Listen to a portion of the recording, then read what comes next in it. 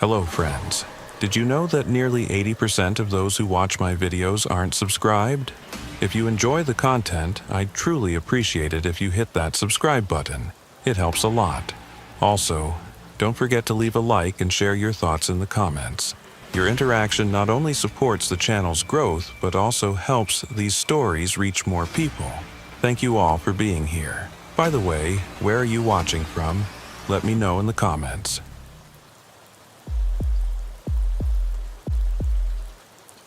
My name is David Hutchins, and I've been working as a park ranger in Olympic National Park in Washington State for 17 years. People constantly ask me what the worst part of the job is, and I always give the same answer: search and rescue operations. Not because of what we find, because of what we don't find. I've pulled people out of Crescent Lake who drowned. I found hunters who got lost less than a mile from the nearest road and froze to death. I've seen what happens when someone falls off the cliff at Rialto Beach. These are tough jobs, don't get me wrong, but they make sense. There's a body, there's a cause of death, the case is closed. Families get their answers, even if they're not the answers they wanted. The ones that keep me up at night are the ones that disappear. The cases we search for weeks but find nothing, or find something illogical. These are the cases that stick in your mind, whispering questions you can't answer. I grew up just an hour south of the park, in Olympia. My dad was a lumberjack, and when I was a kid, he'd take me camping in Olympic National Park. He taught me to read the forest, to pay attention to small details. How moss grows on the north side of trees, the sound of a stream rushing fast after the last rains, the smell of a storm coming in from the Pacific. He taught me that if you're willing to listen, the forest will tell you what you need to know. When I was 23, I applied to the National Park Service. I thought helping people safely enjoy the wilderness would be a good way to spend my life, and for the most part, it has been. Over the years, I helped thousands of visitors. I showed them the best viewpoints, warned them about trail conditions, and educated them on the leave no trace principles. It was good work, meaningful work, but there's a darker side to it that no one at the visitor center talks about. The park isn't just beautiful, it's also dangerous, and sometimes inexplicable. This incident took place in October 2019. We received a call from a woman named Patricia Holbrook. Her husband, Michael, had gone on a solo backpacking trip to Hoh Rainforest 3 days earlier and hadn't checked in. He was supposed to text her every evening at 6 p.m. But he hadn't checked in for 2 days straight. She said she tried to stay calm, knowing that cell phone reception was unreliable there. But when she still hadn't heard from him on the third day, she called us. I remember that call because of the tone of her voice. She wasn't hysterical. She wasn't panicking. She was just extremely certain that something was wrong. She kept repeating the same sentence. This isn't like him. This isn't something Michael would do. She told me they had been married for 28 years and that during that time, her husband had never broken a promise to her.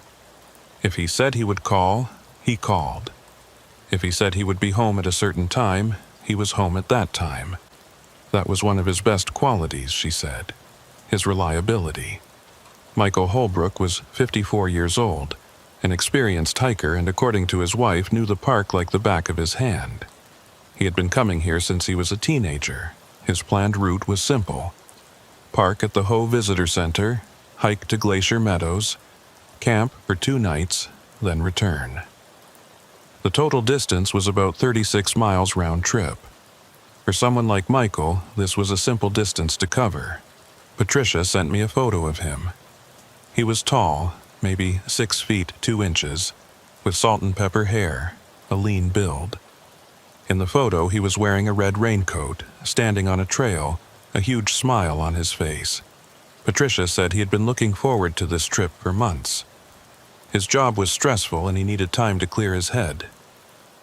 Just him and the trees, she said. That was all he wanted. I answered the phone myself and remember thinking it was probably nothing important. Maybe he had decided to extend his trip. Maybe he had sprained his ankle and wasn't rushing back. But there was a sharpness, a tremor in Patricia's voice that caught my attention. He wouldn't just call like that. He wouldn't do this to me, she kept repeating. I told her we'd send a team first thing in the morning. She asked if she should come by car, and I told her to wait. There was no point in her driving 4 hours from Seattle without more information. She thanked me, but I could tell from her voice that she was packing her bags. The next morning, we assembled a search team. There was me, another forest ranger named Tom Greaves, and 2 volunteers from the local search and rescue unit, Chris and Amanda. The weather that week was warmer than seasonal norms, around 15 degrees during the day, but the forecast predicted rain in the afternoon. We wanted to move quickly. Tom and I had been working together for about 10 years. He was older than me, maybe 60, and had been a forest ranger since the 80s. He knew the park better than anyone else, every trail, every stream crossing, every campsite.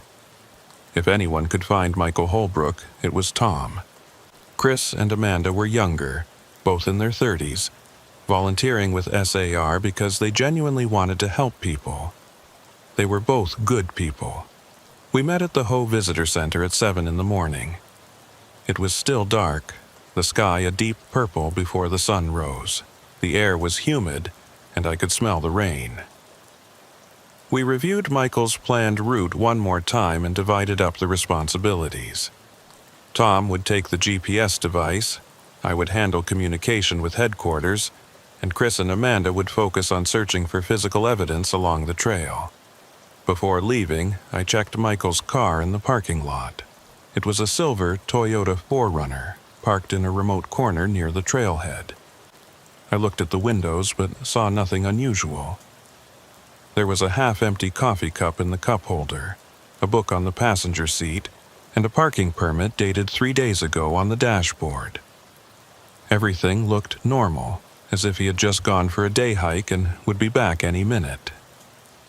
Ho Rainforest is one of the rainiest places in the United States. It gets over 3.6 meters of rain per year, and everything is covered in moss. The trees, the ground, fallen logs, everything. It's very beautiful, but also disorienting. All this greenery makes it hard to see far, and the constant dripping sound can confuse you after a while. You start to hear things that aren't there. What affects many people is the silence. Not complete silence, but the absence of normal forest sounds. No chirping birds, no squirrels scurrying through the bushes, just the constant dripping of water falling from the treetops and the soft sound of your boots on the wet ground. Sitka spruce trees grow so tall and thick that even on a sunny day, the forest floor remains in constant twilight. Moss hangs from the branches like torn curtains, swaying slightly even when there is no wind. We set out from the visitor center and followed the route Michael had planned. The trail was good, and even for the first few miles, but as we went deeper into the forest, it narrowed and more grasses appeared. Every few minutes we called his name, waiting for a response. Nothing. Only the sound of our boots on the wet ground and the occasional bird call could be heard. I had been on dozens of search and rescue operations before, but that morning felt different. Maybe it was the low-hanging fog among the trees, or the way our voices seemed to be swallowed by the forest. Tom felt it too. I could tell by the way he kept looking over his shoulder as if expecting to see something following us. Around 10 o'clock, we encountered a group of day hikers heading back toward the trailhead. I asked if they had seen anyone matching Michael's description. They hadn't, but one of them, a woman in her 40s, mentioned something strange. She said that about 2 miles up the trail, near the first stream crossing, she had heard someone calling for help. She and her friends had stopped to listen, trying to locate the source of the sound, but couldn't pinpoint exactly where it was coming from. A few minutes later, the sound stopped, and they assumed it was just hikers joking around. Was it like someone was in danger? I asked. He thought for a moment, then shook his head. Not really, more like, I don't know, like someone was practicing, if that makes sense. Like they were just saying the words without any real feeling behind them. I thanked him, and we continued on our way. Tom and I looked at each other but didn't say anything. Chris asked if we should report this over the radio, and I told him to wait. It might not be important, or Michael might be trying to signal for help. Either way, we would have more information once we reached the river crossing. We reached the spot the hiker had mentioned around 11:30. It was a beautiful little area with a wooden bridge over a narrow stream. The water was crystal clear, flowing over smooth stones, and the moss on the rocks was so green it hurt your eyes to look at it. We stopped for a minute to catch our breath and fill our water bottles. The forest here was different from the one we had walked through earlier. The trees were older, larger, and their trunks were so wide that 3 people could have held hands and encircled them. Some of these Sitka spruces were over 500 years old and had been here long before European settlers set foot in the Pacific Northwest. The canopy was so dense that very little light reached the forest floor, and even though it was almost noon, everything looked like twilight. I noticed Tom looking at the trees, his expression unreadable. He had been quiet for the last mile or so, which wasn't unusual for him, but there was something about his posture that caught my attention. There was a tension in his shoulders, as if he were preparing for something. "Are you okay?" I asked. He shook his head slowly. "Yes, just, I don't know. Something feels wrong." I understood what he meant. I'd felt that way ever since we talked to those day hikers. The forest was very quiet. There were no birds singing, no rustling in the bushes, just the constant dripping of water and the sound of our breathing. It was as if the forest was holding its breath, waiting for something. That's when Amanda found the first piece of evidence. Crouching by the stream, filling her bottle, she noticed something near the roots of a nearby tree. It was the wrapper of a protein bar, the brand Michael's wife had told us he liked to take with him on his walks. The wrapper was wet but not torn, meaning it had been dropped recently. Tom put it in the evidence bag, and we searched the immediate area for anything else. We found a few boot prints in the mud by the water, but they were already starting to fade. The tread pattern matched hiking boots, but it was impossible to know for sure if they belonged to Michael. Still, it was something. It showed we were on the right track. By midday, we reached Blue Glacier about 17 miles away. This was where Michael was going to set up camp. We searched the area, looking for a tent, a fire pit, trash, any sign. Tom found something first. "Look here," he called out. There was a tone in his voice that made us all drop what we were doing and turn to him. Not quite panic, but close to it. A tension that suggested he had found something we wouldn't like. We gathered around him. He was standing next to a large cedar tree, pointing at the trunk. 3 words were carved into the bark, at chest height. "Please help me." The letters were careless and shallow, as if carved hastily with a chisel. Beneath them were deep gouges in the wood, looking as if made with fingernails. The bark was torn in places, revealing pale wood beneath, still wet with sap. "Oh my God," Amanda whispered.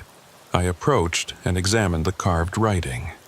The letters were approximately 7½ centimeter high, all capital letters carved with shaky and irregular lines.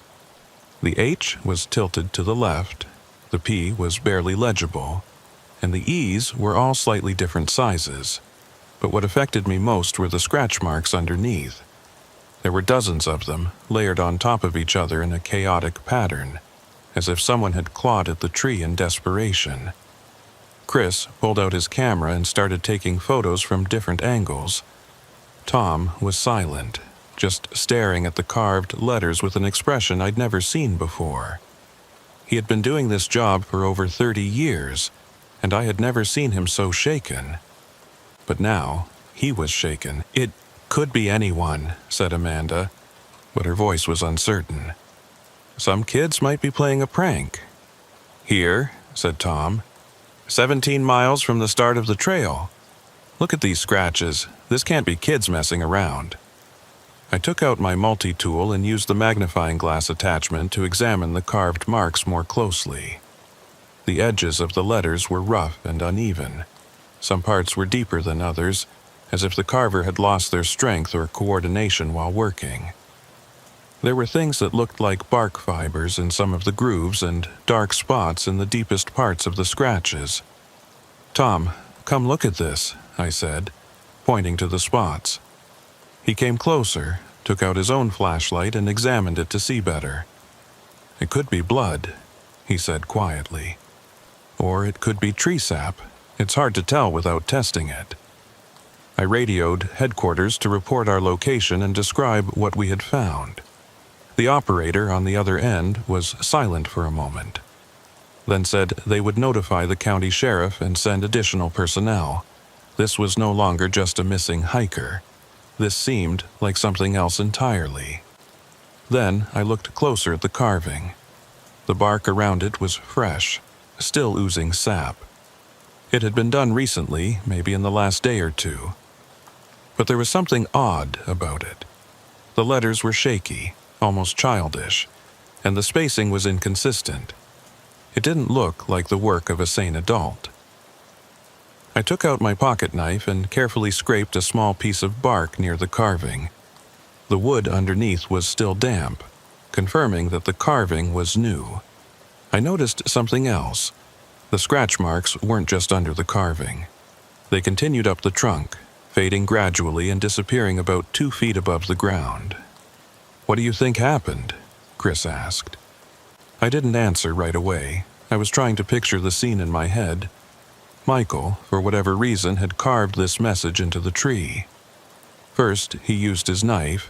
Then, when that wasn't fast enough or his hands shook too much, he used his fingernails. He dug his nails into the tree as if his life depended on it. But why? What could drive someone to do that? "Let's keep looking," I said. We searched the area for another hour but found no tent, backpack, or any other belongings. No food bag, no water bottle, nothing. It was as if Michael had carved that message and then suddenly vanished. The only thing we found was a piece of fabric caught on a low branch about 50 meters from the tree. It was torn, dark blue, and looked like it had come from a jacket or shirt. Tom held it up to the light and examined it carefully. "It could be from a raincoat," he said. "Looks like Gore-Tex or something similar." I remembered the photo Patricia had sent me, Michael's red raincoat. But this fabric was dark blue, almost navy. I told Tom this, and he frowned. "Maybe he had a second jacket," he said. "Or maybe this isn't his." We put the fabric in a bag and continued searching. At 2 o'clock, it started to rain. First a light drizzle, then a heavier downpour. We put on our raincoats and kept searching, but visibility was getting worse and the ground was turning to mud. While checking a group of bushes near the tree line, I noticed something else. More scratch marks, this time about 10 meters away from the cedar tree, on a fallen log.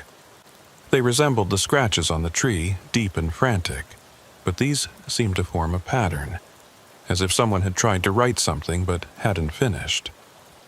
"Tom, come look at this," I called out. He came over to me with heavy steps, raindrops running down his face. He crouched down next to the log and ran his fingers over the scratches. "What the hell is going on?" he muttered. The scratches formed partial letters, or letter-like shapes. An S, maybe, and something that could be an O. But they were incomplete, as if the person who made them had stopped halfway or lost the strength to continue. Amanda and Chris joined us, and we all stood in the rain trying to figure out what it meant. The forest had grown darker. The leaves on the trees above us were so thick that almost no light penetrated. The sound of dripping intensified, and it felt as if the trees were closing in around us. "We have to end this," Tom said finally. "It will be dark soon, and we don't have the equipment for a night search." I knew he was right, but I didn't want to leave. Every minute we delayed could be the difference between finding Michael alive and finding him too late. But Tom was right. If we got lost or injured, we wouldn't be able to help anyone. By 4 o'clock, it was clear we wouldn't find him that day. The rain had turned everything into a slippery, muddy mess, and the temperature was dropping. In the dark, using our headlamps as guides, we made our way back to the trailhead. No one said much. We were all thinking the same thing. Something bad had happened to Michael Holbrook, something worse than a simple hiking accident. That night, sleep wouldn't come. I kept thinking about the carving, the look of the letters. There was something desperate, frantic about them, and the scratch marks. I'd seen a lot of strange things in my years as a ranger, but I'd never seen anything like this. I lived alone in a small cabin about 15 minutes from the park center. It was a simple place, just a bedroom, a bathroom, and a kitchen living room. I liked it that way. After a long day in the woods, I didn't want to deal with neighbors or noise, I just wanted silence. But that night, the silence felt suffocating. Sitting at the kitchen table with a cup of coffee, I was going over the day's events in my head again and again. That carving, the shaky letters and the desperate scratches underneath kept coming back to me. I had taken pictures of them with my phone, and now I was opening them up and zooming in on different sections. The more I looked, the more convinced I became that something was wrong. Not just wrong because Michael was missing, but wrong in a deeper way. The carving looked like it had been done in a panic, yes, but it also had a deliberate aspect to it. It was as if the person who made it wanted to be absolutely sure it would be found. But why had it been carved into a tree 17 miles from the trailhead?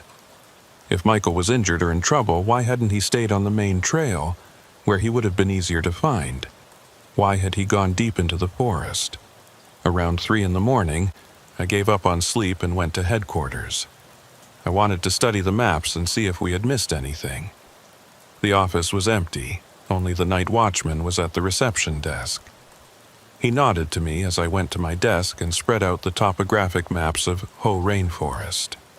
I traced Michael's planned route with my finger, then looked at the area where we found the carving. About half a mile to the east was a steep valley, unmarked on most tourist maps. It was too dangerous for normal hiking, and we had fenced it off years ago.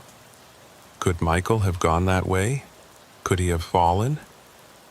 I made a note to check in the morning, then tried to sleep for a few hours on the couch in the break room. I don't think I slept for more than 30 minutes. The next morning, we returned with a larger team. 6 rangers, 4 volunteers, and 2 tracking dogs. The dogs picked up a scent near the tree where we found the carving and, following it, veered off the trail and headed deeper into the forest. We walked for hours, jumping over fallen tree trunks and pushing through thick underbrush. The dogs were German shepherds, trained for search and rescue, and over the years they had found many lost hikers. But that morning something seemed off. They picked up the scent, followed it for a few hundred meters, then lost it. Then they turned back, picked up the scent again, and headed off in a completely different direction. The man who trained them, Rick, was starting to get annoyed. "This doesn't make sense," he said. "It's as if the scent is everywhere and nowhere at the same time." We followed the dogs as best we could, deeper and deeper into the forest. At one point, they led us to a small clearing, then stopped, sat down, and began to whine. One of them, the larger male, kept looking back as if he wanted to leave. "What's wrong?" I asked Rick. "I don't know," he said. "It's like the scent ends here." We searched the clearing but found nothing. No tracks, no signs of struggle. Nothing. Just a bare, moss-covered area surrounded by trees. The dogs refused to go any further. They kept pulling towards the trail, as if wanting to leave. Rick tried to coax them forward, but they wouldn't budge. The big dog started barking, a sharp, aggressive sound echoing through the trees. Then, suddenly, he stopped and sat down, his ears pinned back. "I've never seen them act like this before," Rick said, and I could hear the worry in his voice. Something scared them. We spent the rest of the day searching the area, expanding our search, but found nothing else. No other carvings, no other pieces of fabric, no Michael. By the time we called off the search that evening, we had combed over 20 square miles of forest and found nothing but a desperate message carved into a tree. The official search continued for another week. We brought in helicopters with thermal imaging cameras, more tracking dogs, even a team of divers to search nearby rivers and lakes. Patricia Holbrook drove in from Seattle and stayed at a motel near the park, waiting for news. I met with her several times, trying to keep her informed, but there wasn't much to report. When I first saw her in person, I was surprised at how small she seemed. In my mind, I had imagined her as strong and capable, someone who could handle bad news. But she was a woman in her early 50s, wearing a University of Washington sweatshirt and jeans, her eyes red and her hands shaking constantly. As we sat in the park office conference room, she said, "Tell me the truth. Do you think he's still alive?" I wanted to say yes. I wanted to give her hope, but I'd been doing this job long enough to know that after 72 hours, the odds were significantly reduced. And 6 days had already passed. "We're still searching," I said. "We haven't found any evidence to suggest the worst." She shook her head, but I knew she understood what I really meant. Her husband had gone missing in one of the most brutal wilderness areas in the country, and with each passing day, the chances of finding him alive were dwindling. At that meeting, she told me more about Michael.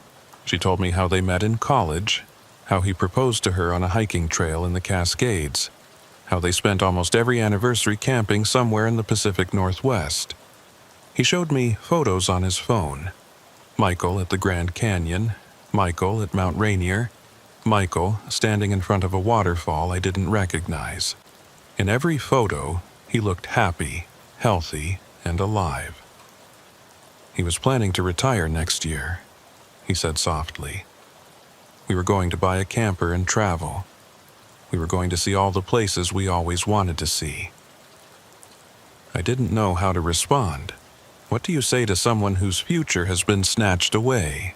On the 8th day, we found his backpack. Tom found it, about 3 miles from where we had found the carving. We were retracing an area we had already searched, making sure we hadn't missed anything. The backpack was hanging from a branch about 15 feet above the ground, swaying slightly in the wind. I have no idea how it got there. There was no way Michael could have thrown it that high without a rope or other equipment. And even if he had, why would he? The branch it was hanging from was thin, not strong enough to support the weight of the backpack. It didn't make any sense. We had to use an extension pole to get it down. It fell onto the moss with a soft thud, and we all stood there for a moment staring at it. It was a standard hiking backpack, dark green with black straps, the kind you could buy at any outdoor store. But seeing it there, lying on the moss like some kind of offering, gave me goosebumps. Tom and I put on our gloves and carefully rummaged through the backpack. Everything was still inside. The tent was still in its bag. The sleeping bag compressed and dry. 3 days' worth of freeze-dried meals, unopened. 2 full water bottles. An untouched first aid kit. His wallet, with his driver's license and credit card still inside. His phone, dead but undamaged. Car keys. Nothing was missing. Nothing had been used. It was as if he had packed for a trip, walked 17 miles into the woods, carved a desperate message into a tree, then carefully hung his backpack 15 feet high and vanished. We took his phone to the center to charge it. Patricia gave us permission to access the phone, hoping he might find a clue, a message explaining what had happened.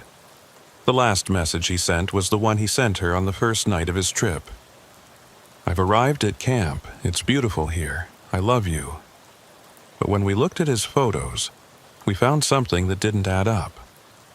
The last photo on his phone was taken on the evening of his first day, a beautiful photo of the sunset through the trees near Glacier Meadows. The timestamp was 7:43 p.m., but after that, there were 3 more photos, all taken on the second day. The first was blurry, as if taken while moving. The only things visible were green, moss, trees, and bushes. Nothing recognizable. The second was clearer but showed nothing useful. Just a thick dark forest. But the third one stopped us all. It was a photo of a cedar tree, one with carvings on it. But the photo had been taken before the message was carved. The bark was intact, no letters, no scratch marks, just a normal tree. The photo's timestamp was 11:47 on the second day. Tom looked at me. This doesn't make sense. If he took this photo before carving the message, why? What was special about this tree? No one had an answer. The next day, we returned to the tree and searched the area more thoroughly, hoping to find anything that might explain why Michael had photographed it. But we found nothing. It was just an ordinary tree like thousands of others in the forest. That was the last we heard from Michael Holbrook. Technically, the case is still open, but the official search was called off after 8 months when no new evidence was found. Patricia held a memorial service in November, but there was no body to bury. She once told me she still waited for him to walk through the door one day, as if he had been lost and finally found his way home. She said she kept his phone charged in case he called. She checked her email every day, looking for a message that would never come. "Do you think he's dead?" she asked one day. I said I didn't know that was true. I've seen enough in this business to know that sometimes people just disappear, and you never find out why. Maybe he fell into a valley we haven't discovered yet. Maybe he lost his way and strayed so far from the trail that we'll never find him. Maybe he had a medical emergency, a stroke or an aneurysm, and was lying somewhere covered in years of leaves and moss. But I never believed those explanations, and I don't think he did either. But there's something I never told anyone, not Patricia, not my superiors, not Tom, not the other rangers on the search team. The day we found his backpack, I stayed outside a little longer than the others. I wanted to look at the tree with the carved writing one more time, in case we had missed something. By the time I got there, it was starting to get dark, and I was alone.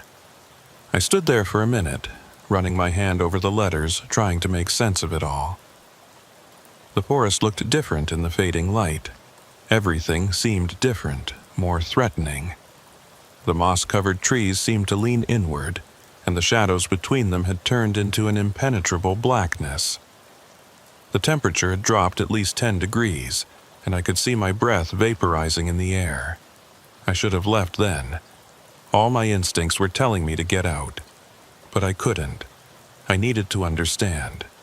I took out my flashlight and examined the carved inscription once more. In the harsh LED light, the scratches looked even deeper, the hollows in the bark like wounds. I imagined Michael's nails scraping the wood, breaking it, bleeding. What kind of fear could drive a person to do this? And then I heard it. It was so faint, I almost thought I was imagining it.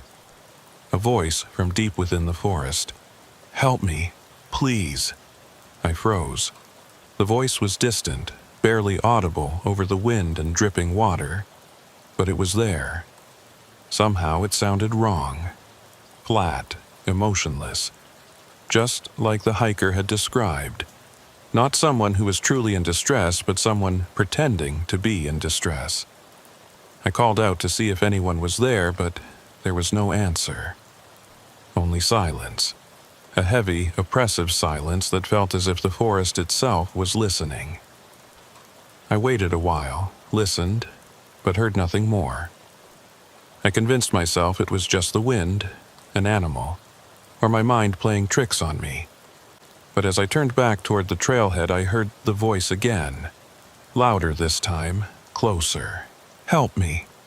Please. The voice came from behind me, from the direction of the tree. I turned around, shone my flashlight on the trees, but there was nothing there. Only darkness, moss, and endless, suffocating greenery. But the voice came again, and this time it was different. This time it sounded as if it were right next to me, so close that I could feel someone's breath on the back of my neck. Help me, please. Unfortunately, I didn't go back. I walked to my truck as fast as I could and went home, never telling anyone what I had heard. Because if I did, they would want to go back there, and deep down I knew we wouldn't find anything. Or worse, we would find something we didn't want to find. The thing is, I recognized that voice. Not at first, but later, when I was trying to sleep in bed. It took me hours to figure out who it was, but I finally did. It was Michael's voice. I had only heard it once, in a voice message Patricia played for me. It was a message he had left for her a few weeks before his trip, telling her he loved her and asking what she wanted for dinner. Just a normal, ordinary message between husband and wife. But the voice in the forest was the same. Same tone, same rhythm, same slight hoarseness.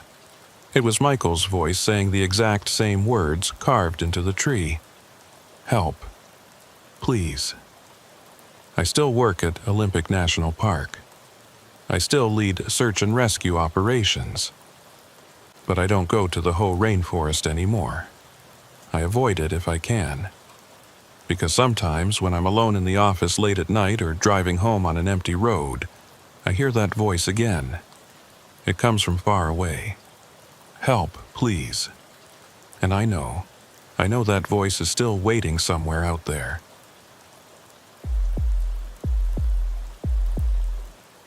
My name is Sarah Bentley, and for 9 years I worked as a park ranger at Crater Lake National Park in Oregon. I say worked because I don't do that job anymore. I can't. Not after what happened in the summer of 2021. People think they know what Crater Lake is. They see the photos, the incredible blue water, the untouched caldera, and they think it's just another beautiful place. And it is beautiful. One of the most beautiful places in the world.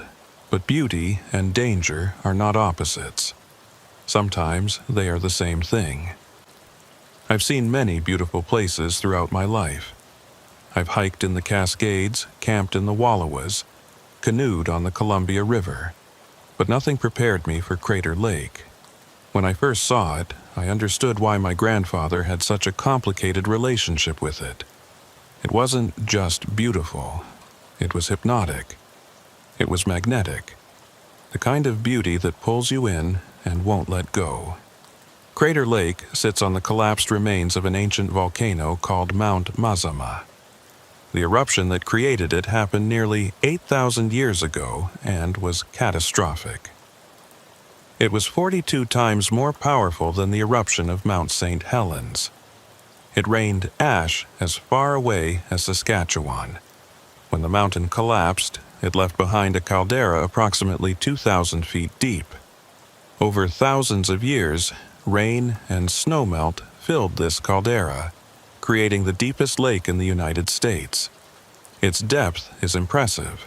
In most lakes, you can see the bottom in the shallow areas, while the deeper parts are dark and murky. Crater Lake is not like that. The water is so clear, so incredibly transparent that you can see hundreds of feet down.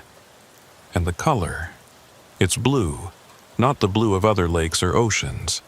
It's a blue that shouldn't exist in nature, so intense and pure that it looks artificial. Scientists can explain it. They say the depth and purity are due to the way light refracts in the water. They show you graphs, measurements, and chemical analyses. But when you stand at the edge and look at that blue, all the science in the world becomes irrelevant.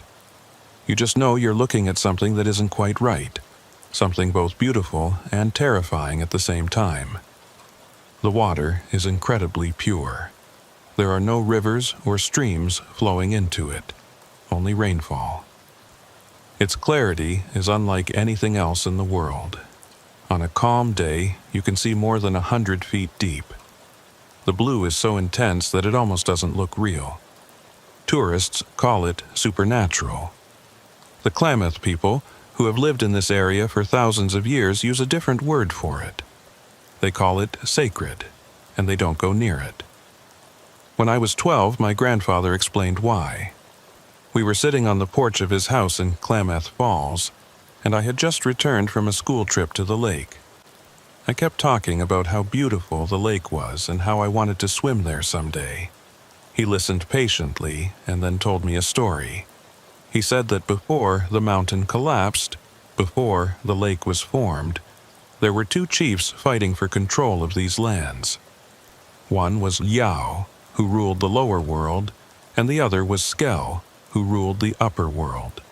They fought for days, hurling rocks and fire at each other until finally Yao was defeated and forced to retreat underground. When the mountain collapsed, it trapped him beneath tons of rock and water. But Lao didn't die, my grandfather said. He's still there waiting. And the lake isn't really water, it's his eye, looking up at the sky, waiting for a chance to escape. I laughed when he said that.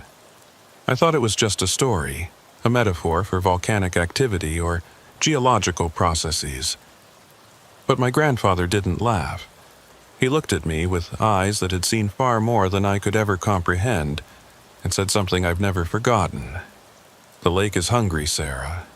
It has always been hungry, and it doesn't care what you believe. I grew up in Klamath Falls, about an hour south of the park.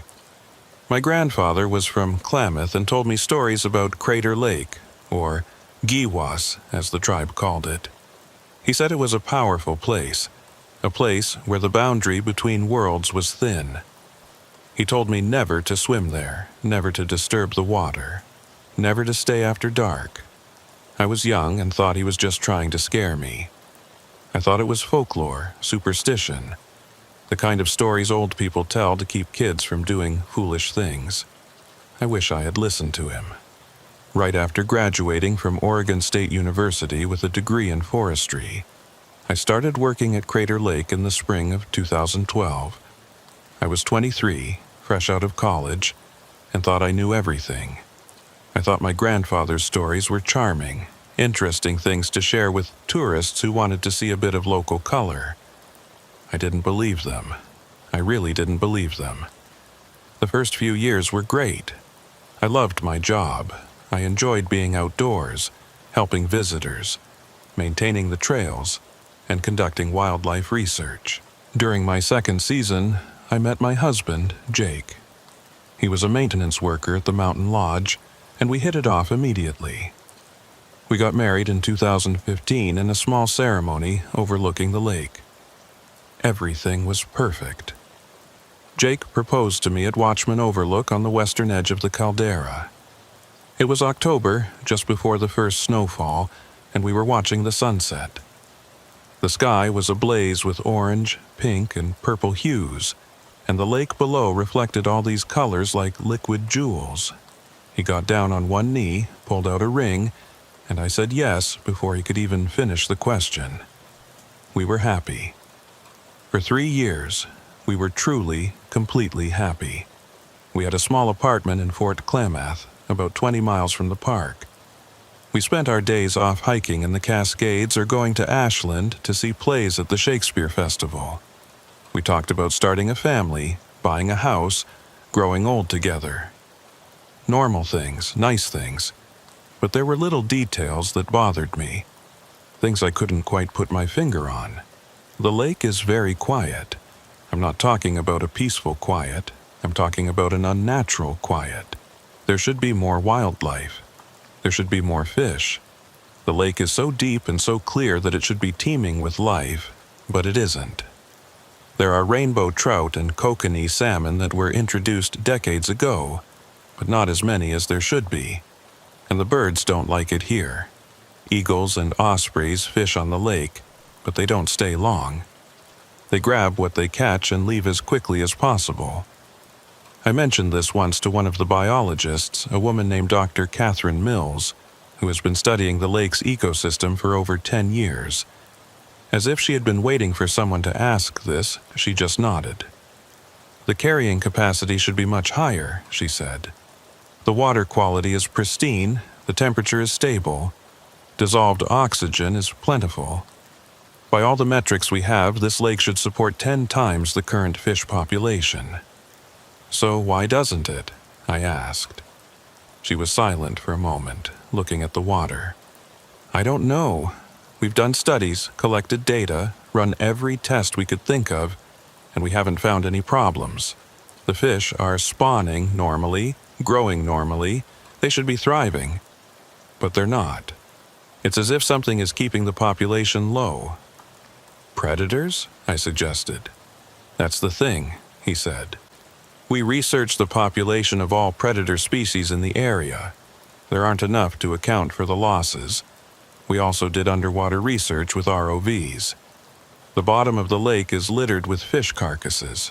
Hundreds, maybe thousands. All in perfect condition, no signs of disease or injury. They're just dead. He never published this research. A year later, I asked him about it, and he said the data didn't yield definitive results. But I could see in his eyes he didn't believe that. He had found something significant enough to bother him, or hadn't, and so he abandoned the entire project. And then there are the reports, not official reports, but things I've heard over the years from other rangers. Whispered conversations in the break room. Stories about visitors who got too close to the water and started acting strangely. People who went swimming and came back changed. Wrong.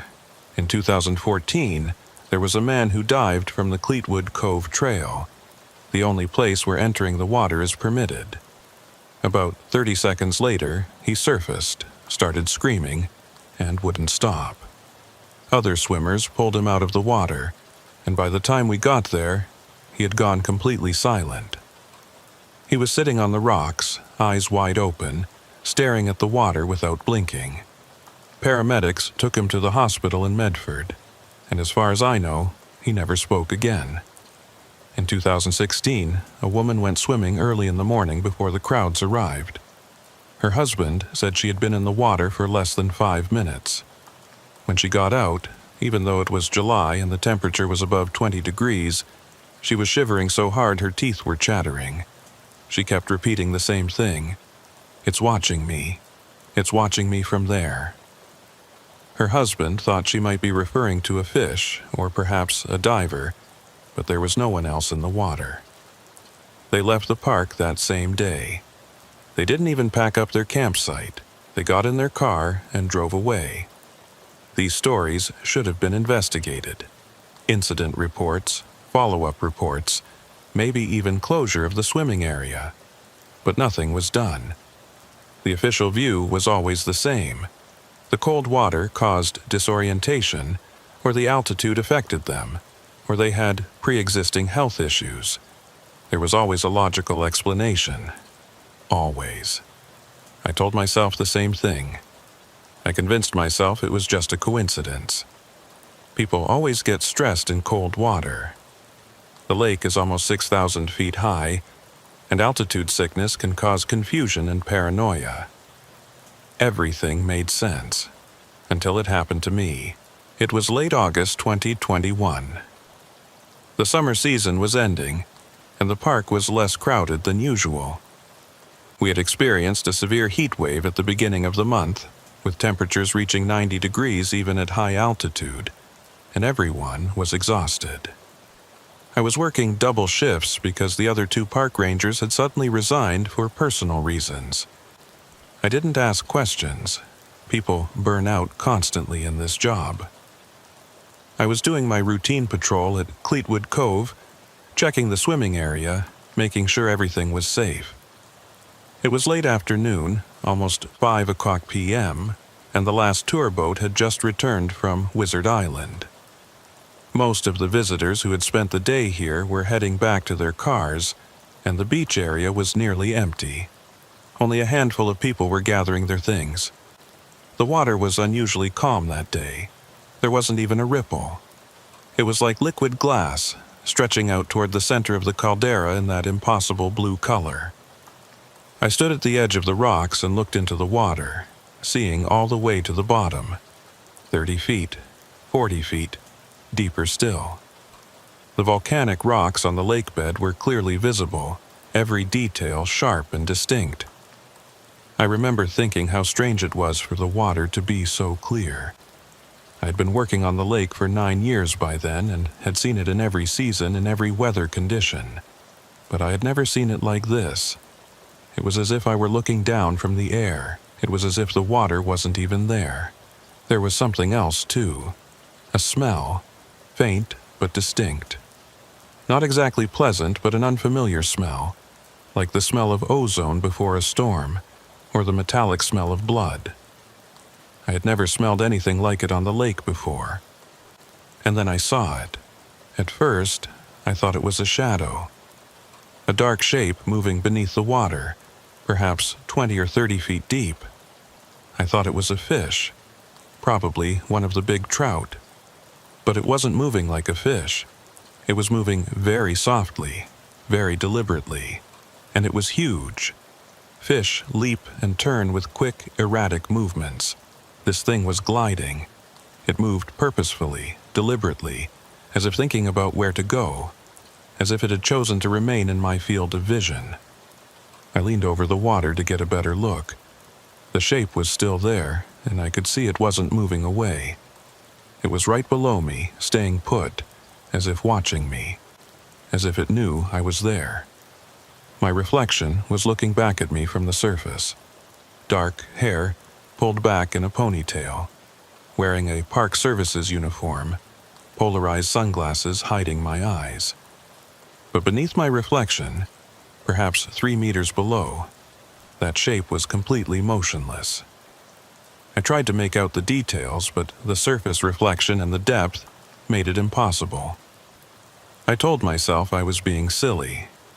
It was probably just a log or rock formation I had misidentified. Water, especially late in the day when the light is strange, can deceive your eyes. But I couldn't look away. Something about that shape drew my attention, commanded it. I took off my sunglasses and leaned closer. Without polarization, I could see the depths of the water better. And then I realized the shape wasn't just standing still. It was slowly turning, as if to get a better look at me. Then it approached the surface. I should have backed away. I should have radioed headquarters, called for backup, done something. But I didn't. I watched the shape rise slowly, steadily, at the same deliberate pace, out of the water. Maybe 15 feet, then 10 feet below. As it got closer, I began to see the details. It resembled a human. It had a head, shoulders, the outline of arms. But the proportions were wrong. The limbs were too long, the head a bit too large. The color was wrong too.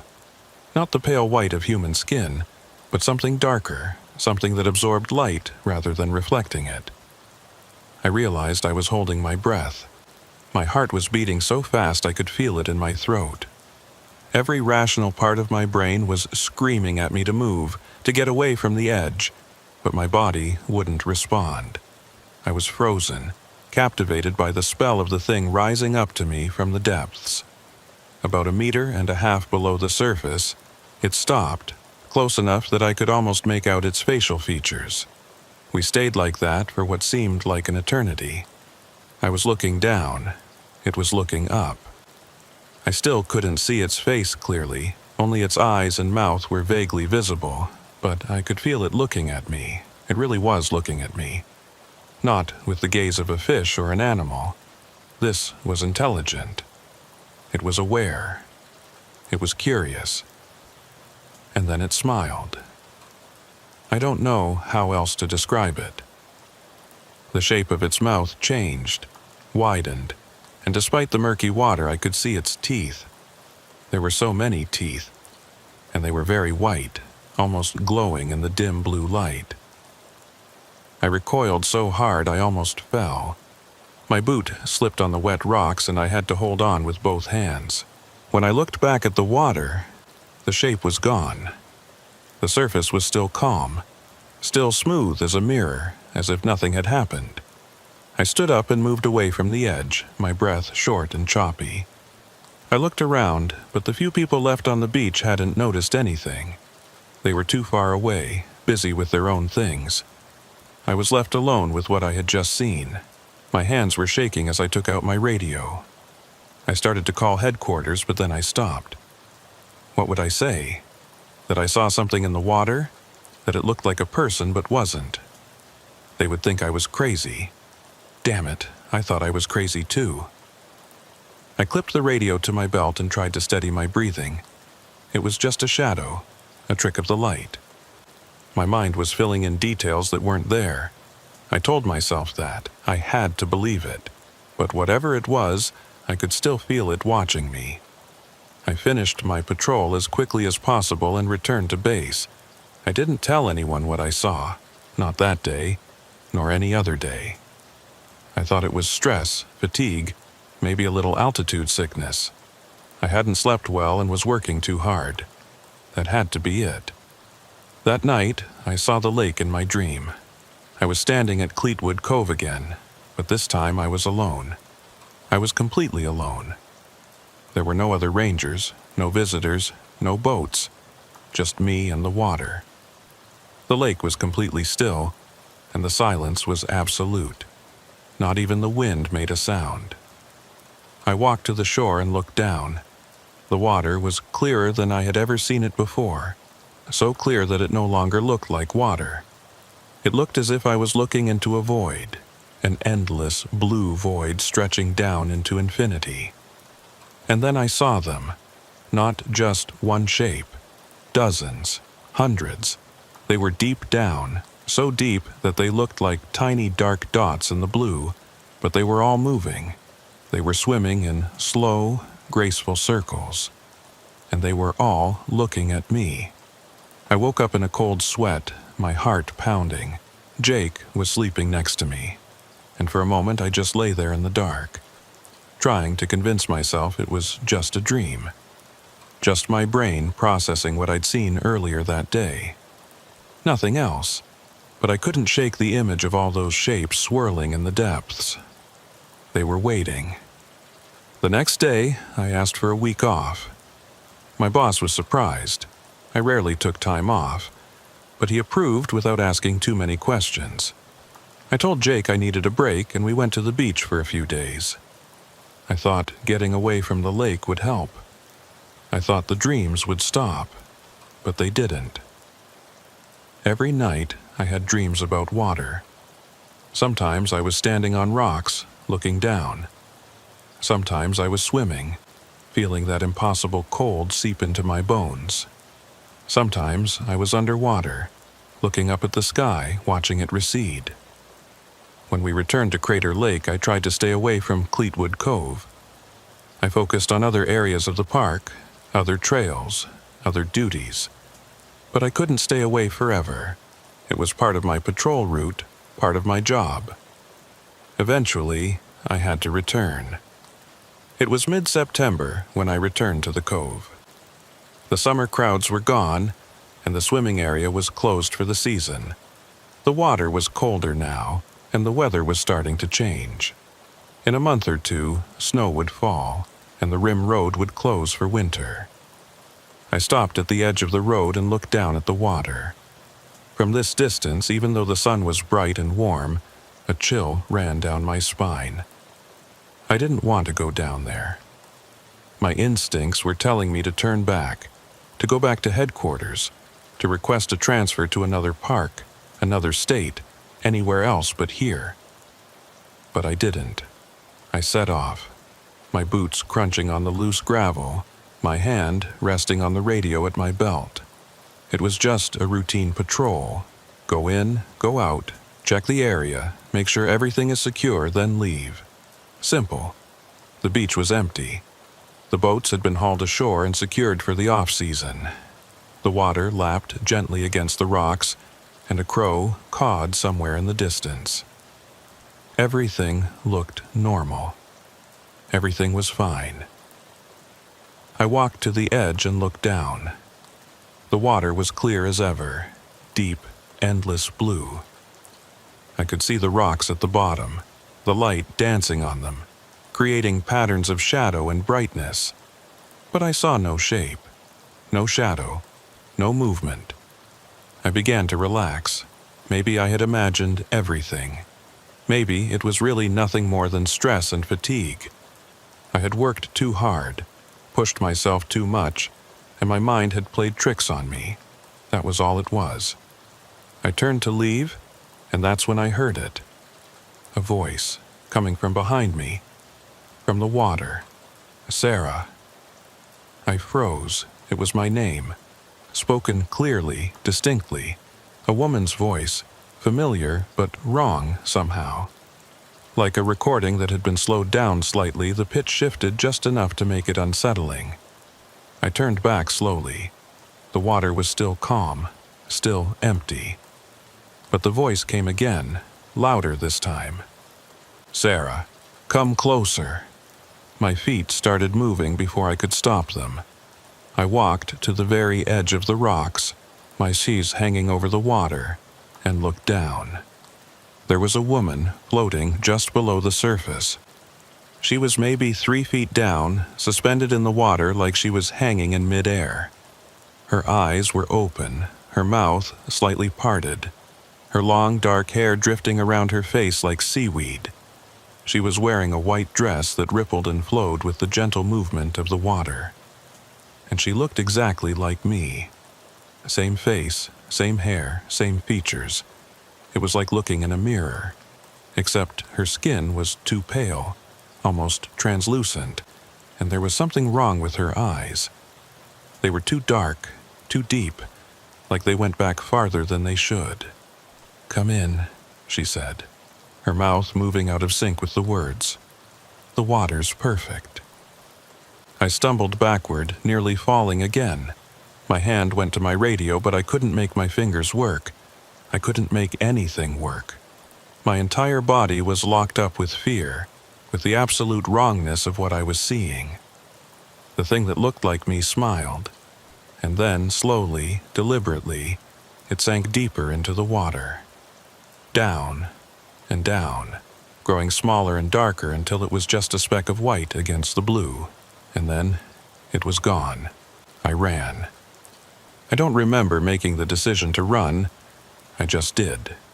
I sprinted back up the trail, my lungs burning, my legs shaking, not stopping until I reached my truck in the parking lot. I locked the doors and sat there for 20 minutes trying to get my breathing under control, trying to convince myself I hadn't seen what I'd just seen. But I had seen it, and I knew with absolute certainty that it was real. I drove straight to headquarters and requested an immediate meeting with my supervisor. I told her everything. The shape I'd seen in the water, the dreams, the voice, the woman who looked like me. I expected her to be skeptical, to tell me I needed to take more time off, maybe see a counselor. But she just listened, her expression grave, her hands folded on the desk in front of her. Her name was Linda Forrester, and she'd been working at Crater Lake for 23 years. She'd started as a seasonal interpreter and worked her way up to district ranger. I'd always respected her. She was tough but fair, and she genuinely cared about both the park and the people who worked in it. When I finished, she was quiet for a long time. Then she opened a drawer in her desk and pulled out a file, a thick file, worn at the edges, like it had been opened many times over many years. You're not the first, she said quietly. You're not even the 10th. She slid the file across the desk to me. Inside were incident reports going back decades. Rangers, maintenance workers, even a few long-term researchers. All of them had seen something in the water. All of them had described similar experiences. Shapes in the depths, voices calling their names, figures that looked like people but weren't. I flipped through the pages, my hands shaking. The earliest report was dated 1961, written by a ranger named Thomas Kellerman. He'd seen a humanoid figure suspended in the water approximately 40 feet below surface at Cleetwood Cove. He'd radioed for backup, but by the time another ranger arrived, the figure was gone. Kellerman had transferred to Yellowstone 2 weeks later. Another report from 1978. A maintenance worker named Janet Wu had been checking the boat docks early one morning when she saw multiple shapes moving in formation beneath the surface, too large to be fish. She'd taken photographs, but when the film was developed, the images showed nothing but water. She quit the next day. A researcher studying water quality had dove into the lake to collect samples at depth. He surfaced after less than 2 minutes, panicked and disoriented. He told other team members he'd seen faces in the deep, dozens of them, all looking up at him. He refused to go back in the water and left the project immediately. The reports went on and on. Some were detailed, others were brief, but they all told the same basic story. Something was in the lake. Something that watched. Something that waited. Most of them had quit shortly after. A few had stayed, convinced they could handle it, convinced it was nothing. Those were the ones who'd had accidents. Falls, drownings, disappearances. The file documented 7 deaths over the past 40 years, all of them connected to Crater Lake, all of them officially classified as accidental. I recognized one of the names, Robert Chen. He'd been a ranger I'd overlapped with during my first year. Nice guy, quiet, kept to himself. He'd fallen from the rim near Phantom Ship Overlook in June of 2013.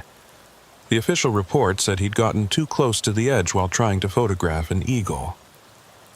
But now I was reading his incident report from 2 months before his death. He'd seen something at Cleetwood Cove. A woman in the water, he wrote, who looked familiar but wrong.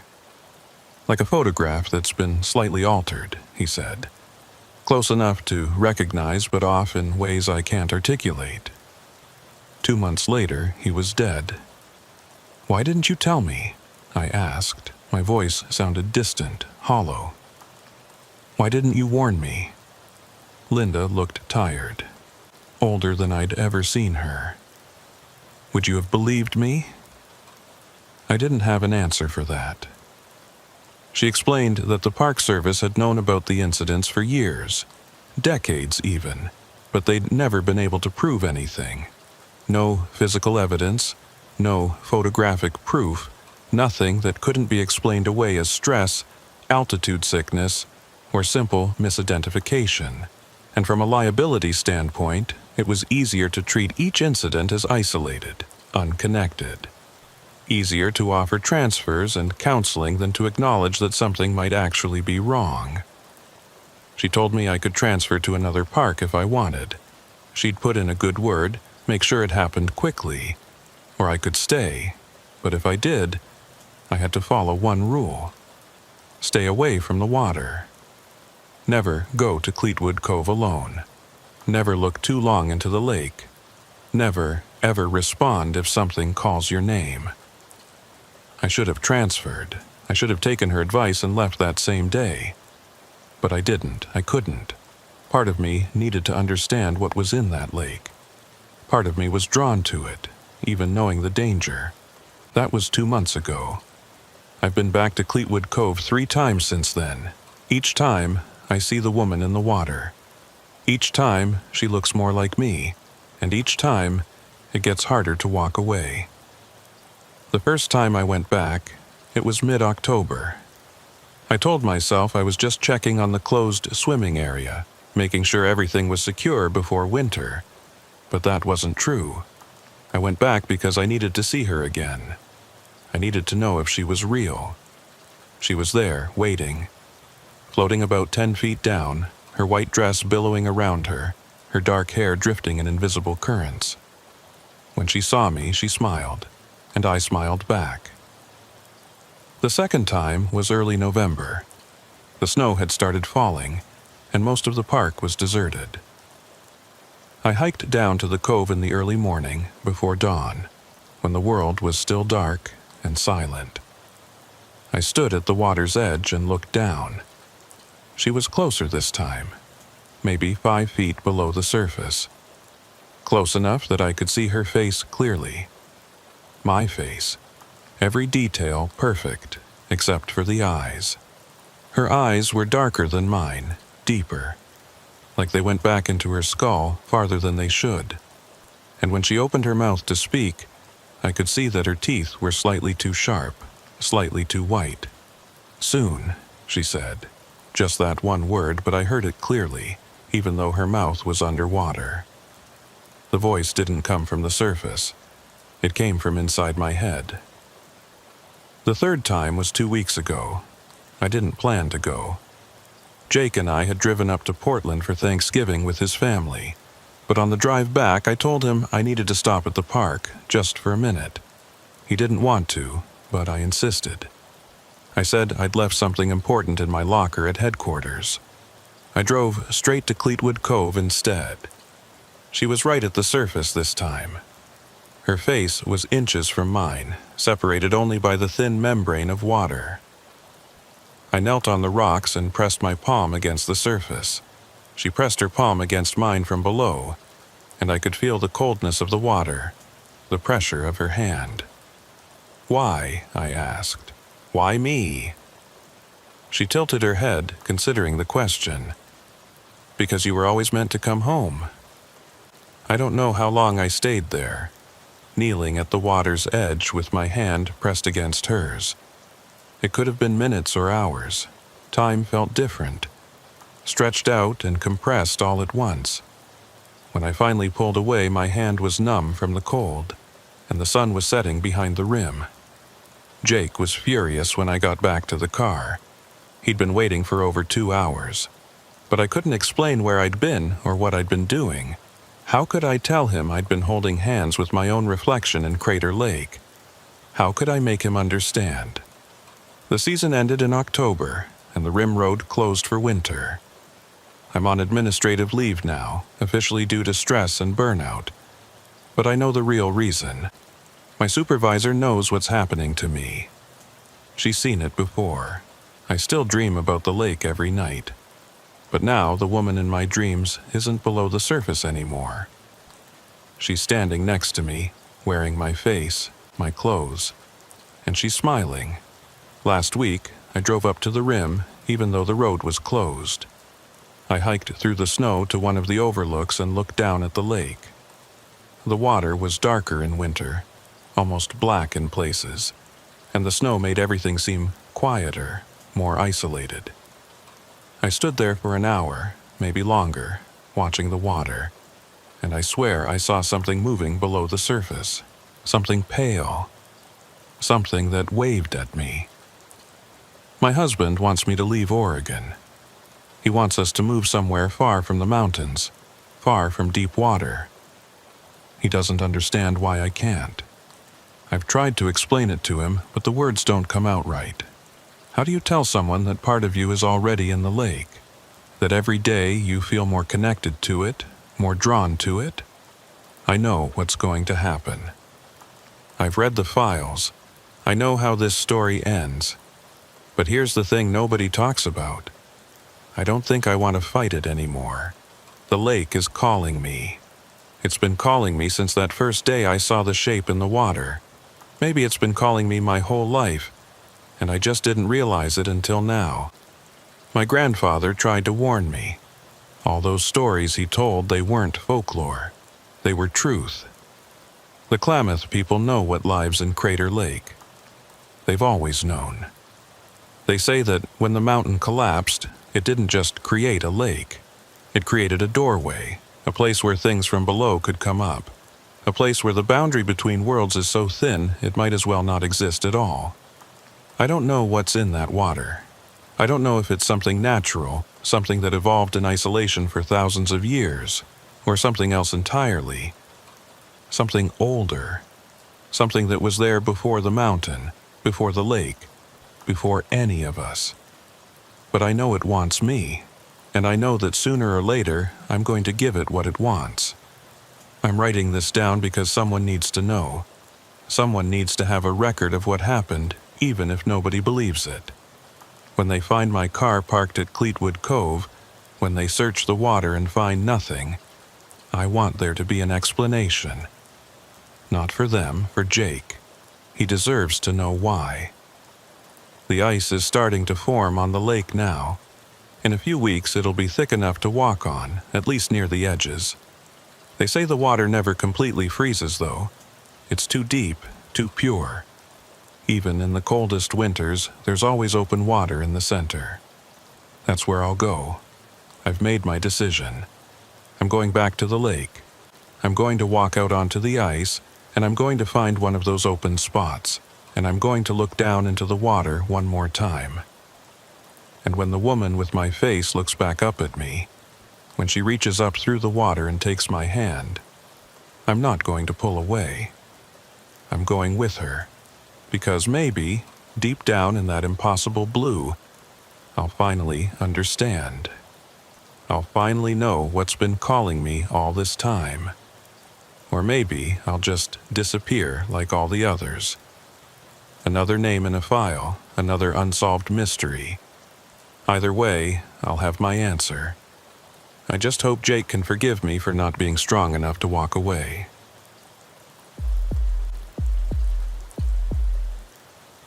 My name is Marcus Webb, and I spent 6 years as a backcountry ranger in Great Smoky Mountains National Park, straddling the border between North Carolina and Tennessee. I'm writing this from a hotel room in Asheville, 300 miles from the park because I can't go back there. Not now. Maybe not ever.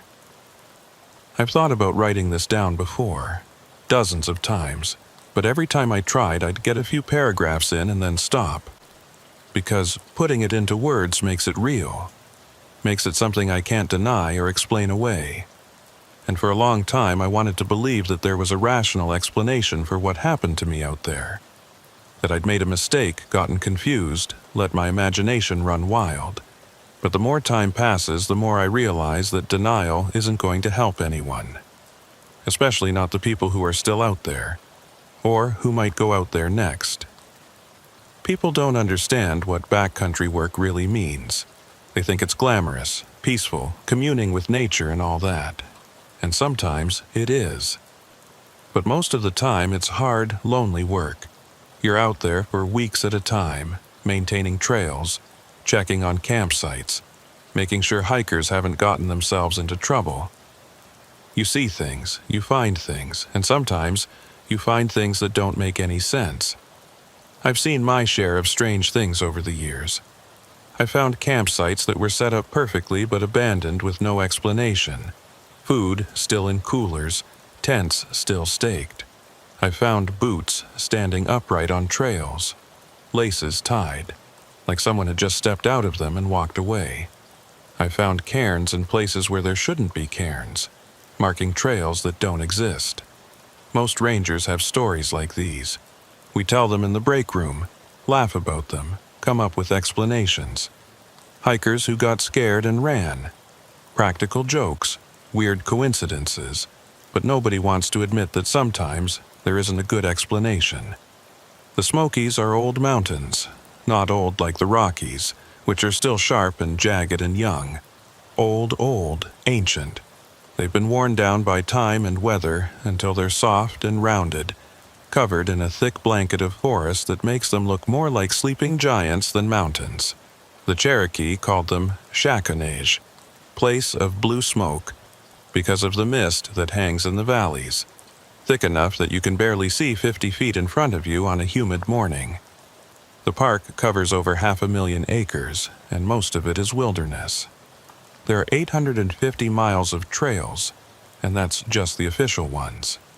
There are old logging roads from before the park was established, game trails, paths that the Cherokee used centuries ago. And then there are trails that show up on old maps but aren't maintained anymore. Trails that have been swallowed up by the forest. Trails that maybe never existed at all. I grew up in Gatlinburg, on the Tennessee side, and I'd been hiking in the Smokies since I was old enough to walk. My dad worked for the Park Service, maintaining roads and facilities, and he'd take me with him on weekends. By the time I was in high school, I knew the park better than most rangers. I could navigate by landmark and contour, and I never got lost. Not once in all those years. Until I did. This happened in late September of 2022. The tourist season was winding down, and the weather was starting to turn. We'd had an unusually wet summer, and the forest was thick with undergrowth. Everything green and lush and overgrown. I was assigned to do a maintenance sweep of the backcountry trails in the Cataloochee area, on the North Carolina side. It's one of the more remote sections of the park, popular with serious hikers and people who want to see elk, but not as crowded as places like Clingman's Dome or Cades Cove. My assignment was simple. Hike a circuit of about 40 miles over 5 days, check on trail conditions, clear any fallen trees or debris, and report back on erosion or damage that needed more serious work. Standard stuff. I'd done it dozens of times before. I started at the Cataloochee campground early on a Monday morning. The air was cool, maybe 50 degrees, and the fog was thick enough that I couldn't see the mountains around me. I had my pack, my GPS unit, my radio, and enough supplies for a week if I needed to stretch it. The plan was to hike up to Pretty Hollow Gap, then take the Palmer Creek Trail down to the Big Creek area, loop back through Caldwell Fork, and end up back at Cataloochee by Friday afternoon. The first 2 days went fine. I cleared a few deadfalls, noted some erosion on the steeper sections, saw a black bear and her cubs from a safe distance. The weather held, cool and clear during the day, cold at night. I made good time, camping at designated sites and checking in with headquarters every evening on the radio. It was on the third day that things started to feel wrong. I'd left my campsite at Caldwell Fork around 7 in the morning, planning to hike about 12 miles to a shelter near Double Gap. The trail was well maintained and easy to follow, marked with the standard white blazes every 100 feet or so. But about 2 hours in, I noticed something odd. The blazes were getting farther apart. Not by much, just enough to be noticeable. Instead of one every 100 feet, they were closer to every 200 feet. I figured maybe this section just hadn't been remarked in a while, so I kept going. But then the intervals got longer. 300 feet, 400 feet. And then I went almost 10 minutes without seeing a blaze at all. I stopped and pulled out my GPS unit. According to the satellite positioning, I was still on the Caldwell Fork Trail, exactly where I should be. But when I looked around, the trail itself seemed different. Narrower, more overgrown. The path that should have been well-worn and obvious was barely visible through the underbrush. I've navigated trails in poor condition before, so this didn't worry me too much. Sometimes a wet season can cause vegetation to grow back faster than we can clear it. I checked my GPS again, confirmed I was heading in the right direction, and kept moving. But over the next hour, the trail continued to deteriorate. The path got narrower and narrower until it was barely wider than a deer trail. The undergrowth pressed in from both sides, catching at my pack and my clothes, and the blazes had stopped completely. I hadn't seen one in over a mile. I stopped again and really studied the GPS unit. It showed me right on the trail, moving at a good pace toward Double Gap. But what I was walking through didn't look like any official trail. It looked like I'd wandered off into the woods. I tried to think back to the last time I'd been certain I was on the right trail. The last blaze I'd seen had been maybe 90 minutes ago. That meant I could have been wandering off trail for over an hour without realizing it. But the GPS had been showing me on track the entire time. I pulled out my topographic map and tried to match the terrain around me to what was printed on the paper. According to the map, this section of Caldwell Fork Trail followed a gentle descent through a relatively flat valley. The elevation change should be minimal over the next 2 miles. But when I looked around, I could see the terrain rising and falling in ways that didn't match the map. There were small hills that shouldn't be there, depressions in the ground that weren't marked. It was like I was looking at a completely different landscape. That's when I should have turned around. When you're in the backcountry and something doesn't feel right, you trust your instincts and you backtrack. It's one of the first rules they teach you.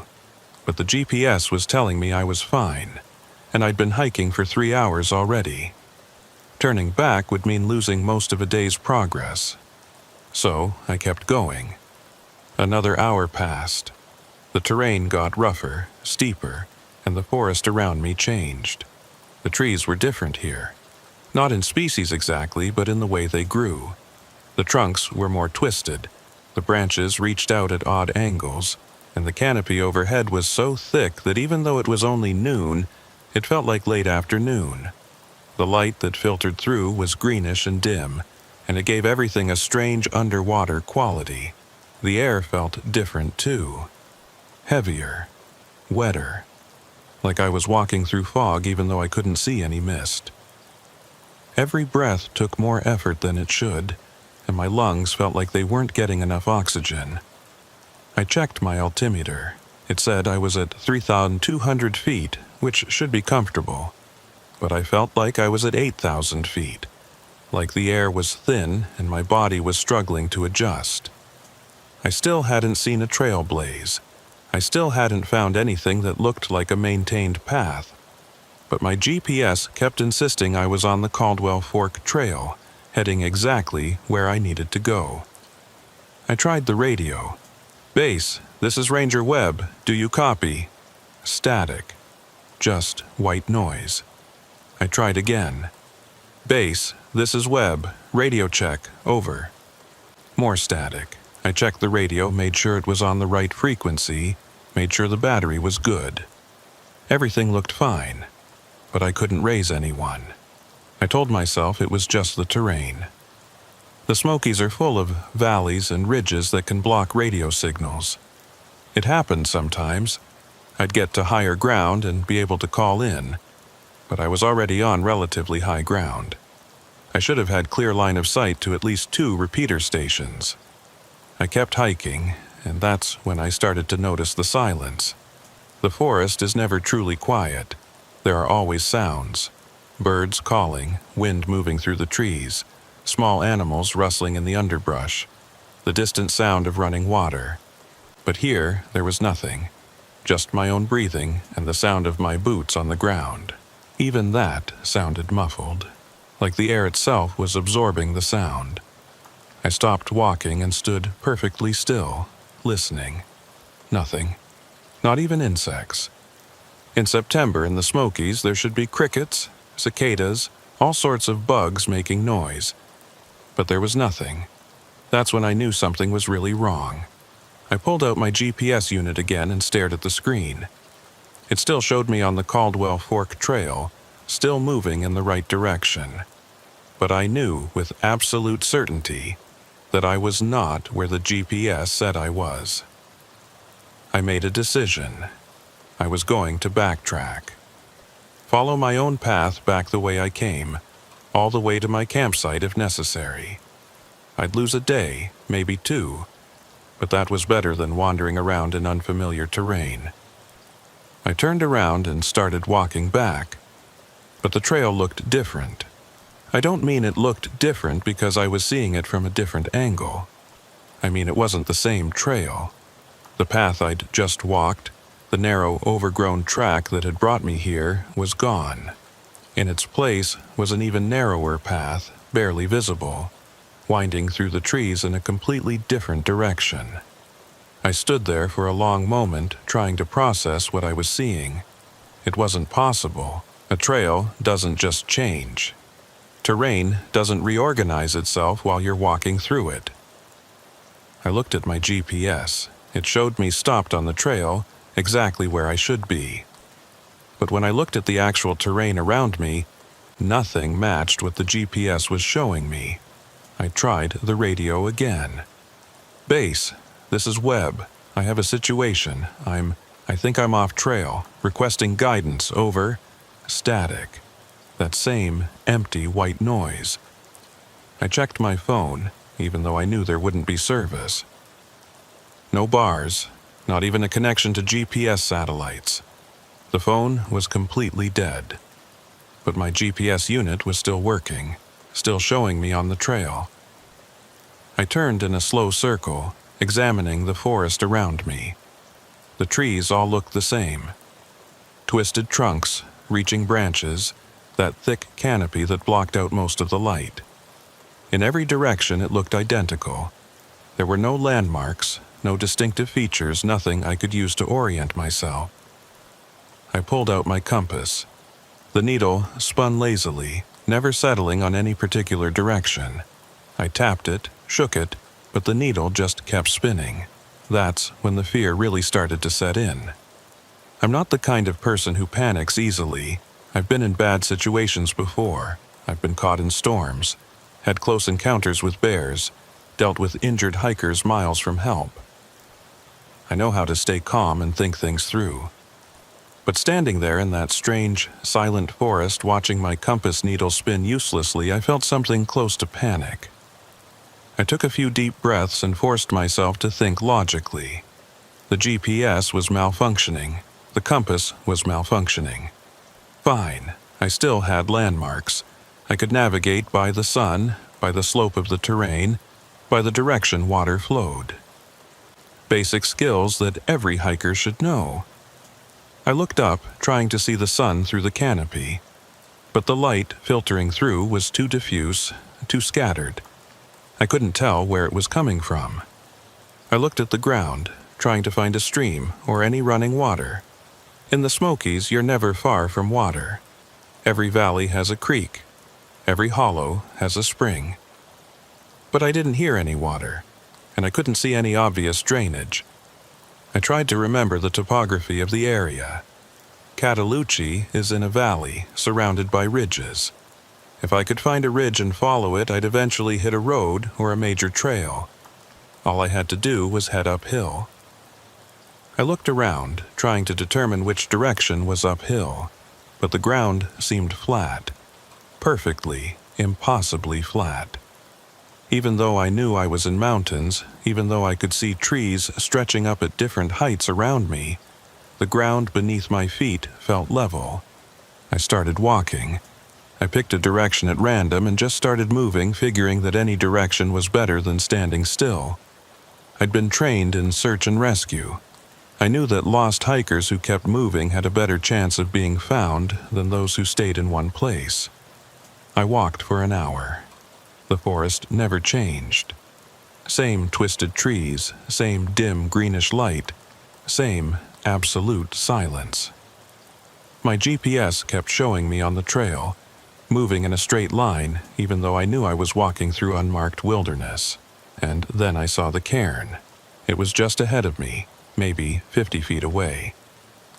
A pile of stones carefully stacked about waist high. Trail cairns are common in areas above the tree line, where there aren't trees to mark the path. But we were in thick forest. There was no reason for a cairn to be here. I approached it slowly. The stones were smooth river rocks, weathered and old. They'd been stacked with care, each one carefully balanced on the one below. Someone had taken time to build this. At the base of the cairn, partially hidden by leaves, was a piece of metal. I crouched down and brushed the leaves away. It was an old trail marker, rusted and corroded but still readable. The letters were faint, but I could make them out. Noland Divide Trail. I stared at it for a long moment. The Noland Divide Trail was on the other side of the park, at least 40 miles from where I should be. There was no way I could have walked that far. Even if I'd been going in completely the wrong direction for 3 hours, I couldn't have covered 40 miles on foot. Unless the GPS had been wrong from the beginning. Unless I'd been lost longer than I thought. I pulled out my GPS and checked it again. It showed me on Caldwell Fork Trail exactly where I'd been all along.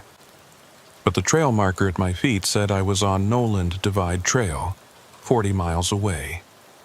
One of them had to be wrong. But I didn't know which one. I decided to trust the physical marker.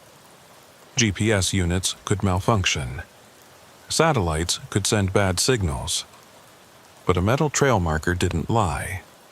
If I was on Nolan Divide Trail, then I needed to follow it to a known intersection, somewhere I could reorient and figure out how to get back to civilization. I pulled out my paper map and found Nolan Divide. It ran roughly north-south, following a ridgeline. If I followed it north, I'd eventually reach Klingman's Dome Road.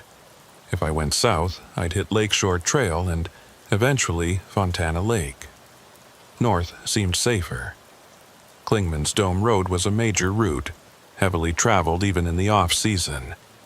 I'd be able to flag down a car or find a ranger station. I started walking north, or at least what I thought was north. Without a working compass, I was guessing. But the trail, or what passed for a trail, seemed to lead in a generally straight line, so I followed it. I walked for another 2 hours. The forest never changed. The light never changed. It was like walking through a photograph, the same image repeated over and over again. I started to wonder if I was actually moving at all, or if I was just walking in place while the forest scrolled past me. And then I saw the second cairn. It was identical to the first. Same size, same shape, same carefully stacked river rocks. I approached it with a growing sense of dread, already knowing what I was going to find. At the base, partially hidden by leaves, was the same rusted trail marker. Nolan Divide Trail. The exact same marker. The exact same cairn. I'd walked in a circle and come back to where I started. Except I hadn't. I'd been walking in a straight line, I was sure of it. I'd been paying attention to my direction, making sure I didn't veer off course. There was no way I'd circled back. Unless the trail itself had circled back. Unless the forest had rearranged itself while I was walking through it. I sat down on the ground, my back against the cairn, and tried to think. This wasn't possible. Terrain doesn't move. Trails don't rearrange themselves. There had to be a rational explanation. Maybe there were multiple cairns along this trail, all marked the same way. That made sense. Trail markers repeated every mile or so, right? Maybe I'd only walked a mile and this was just the next marker, but I'd been walking for 2 hours. Even at a slow pace through rough terrain, I should have covered at least 4 or 5 miles. I looked at my watch. It was 2:47 p.m. I'd left my campsite at 7 in the morning. I'd been hiking for almost 8 hours and I had no idea where I was or how to get back. I tried the radio again. Base, this is Webb. Emergency situation. I am lost and unable to navigate, requesting immediate assistance. Over. Static. Anyone on this frequency, this is Ranger Marcus Webb. I am lost in the backcountry and need help. Please respond. Static. I turned the radio off to conserve the battery, then sat in silence trying to figure out what to do. The smart thing would be to stay put. When you're lost, when you have no idea which direction to go, the best option is to stay in one place and wait for rescue. They'd be expecting me to check in tonight, and when I didn't, they'd start a search. All I had to do was stay alive until they found me. But something about this place felt wrong. Staying here felt dangerous in a way I couldn't articulate. Every instinct I had was screaming at me to keep moving, to get away from this cairn, to get out of this forest. I stood up and started walking again. I didn't follow the trail this time. I just picked a direction and walked, pushing through the undergrowth, ignoring the GPS that kept insisting I was on a marked trail. The forest resisted.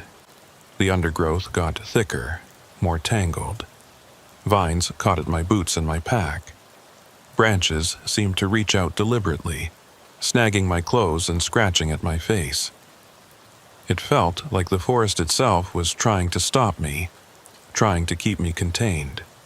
But I kept pushing forward, and gradually the resistance eased. The undergrowth thinned out.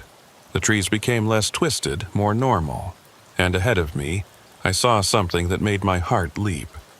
A trail blaze, a white rectangular mark painted on a tree trunk. I almost ran toward it. It was the first trail marker I'd seen in hours, the first sign that I was back in the real world, the mapped world, the world that made sense. I found the trail and followed it, practically jogging now. The forest around me looked normal again. The light was brighter, more natural, and in the distance I could hear water running. I followed the sound and came to a creek, a real creek with clear water flowing over smooth stones.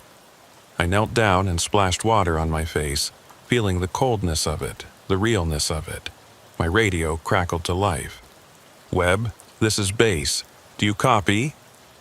I grabbed the radio so fast I almost dropped it. "Base, yes, I copy. This is Webb." "Webb, where the hell have you been? You missed your evening check-in yesterday. We've had search teams looking for you." Yesterday? I looked at my watch. It still said 2:47 p.m. Wednesday, but according to Base, it was Thursday. I'd lost an entire day. "Base, I got turned around. My GPS was malfunctioning. I'm on a trail now following a creek. I don't know which one. Can you give us your GPS coordinates?" I looked at my GPS unit. It was still showing me on Caldwell Fork Trail, the same place it had been showing me all day. But that couldn't be right. I'd walked at least 10 or 15 miles since then. I read off the coordinates anyway. There was a pause on the other end.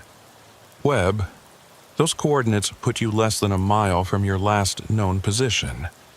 That can't be right." "I know it's not right," I said. "But that's what my unit is showing." Another pause. "Okay, stay where you are. We're sending a team to your last known position.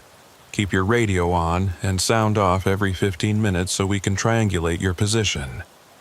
"Copy that." I sat down by the creek to wait. My hands were shaking. I couldn't tell if it was from exhaustion, dehydration, or the delayed reaction to whatever had just happened to me.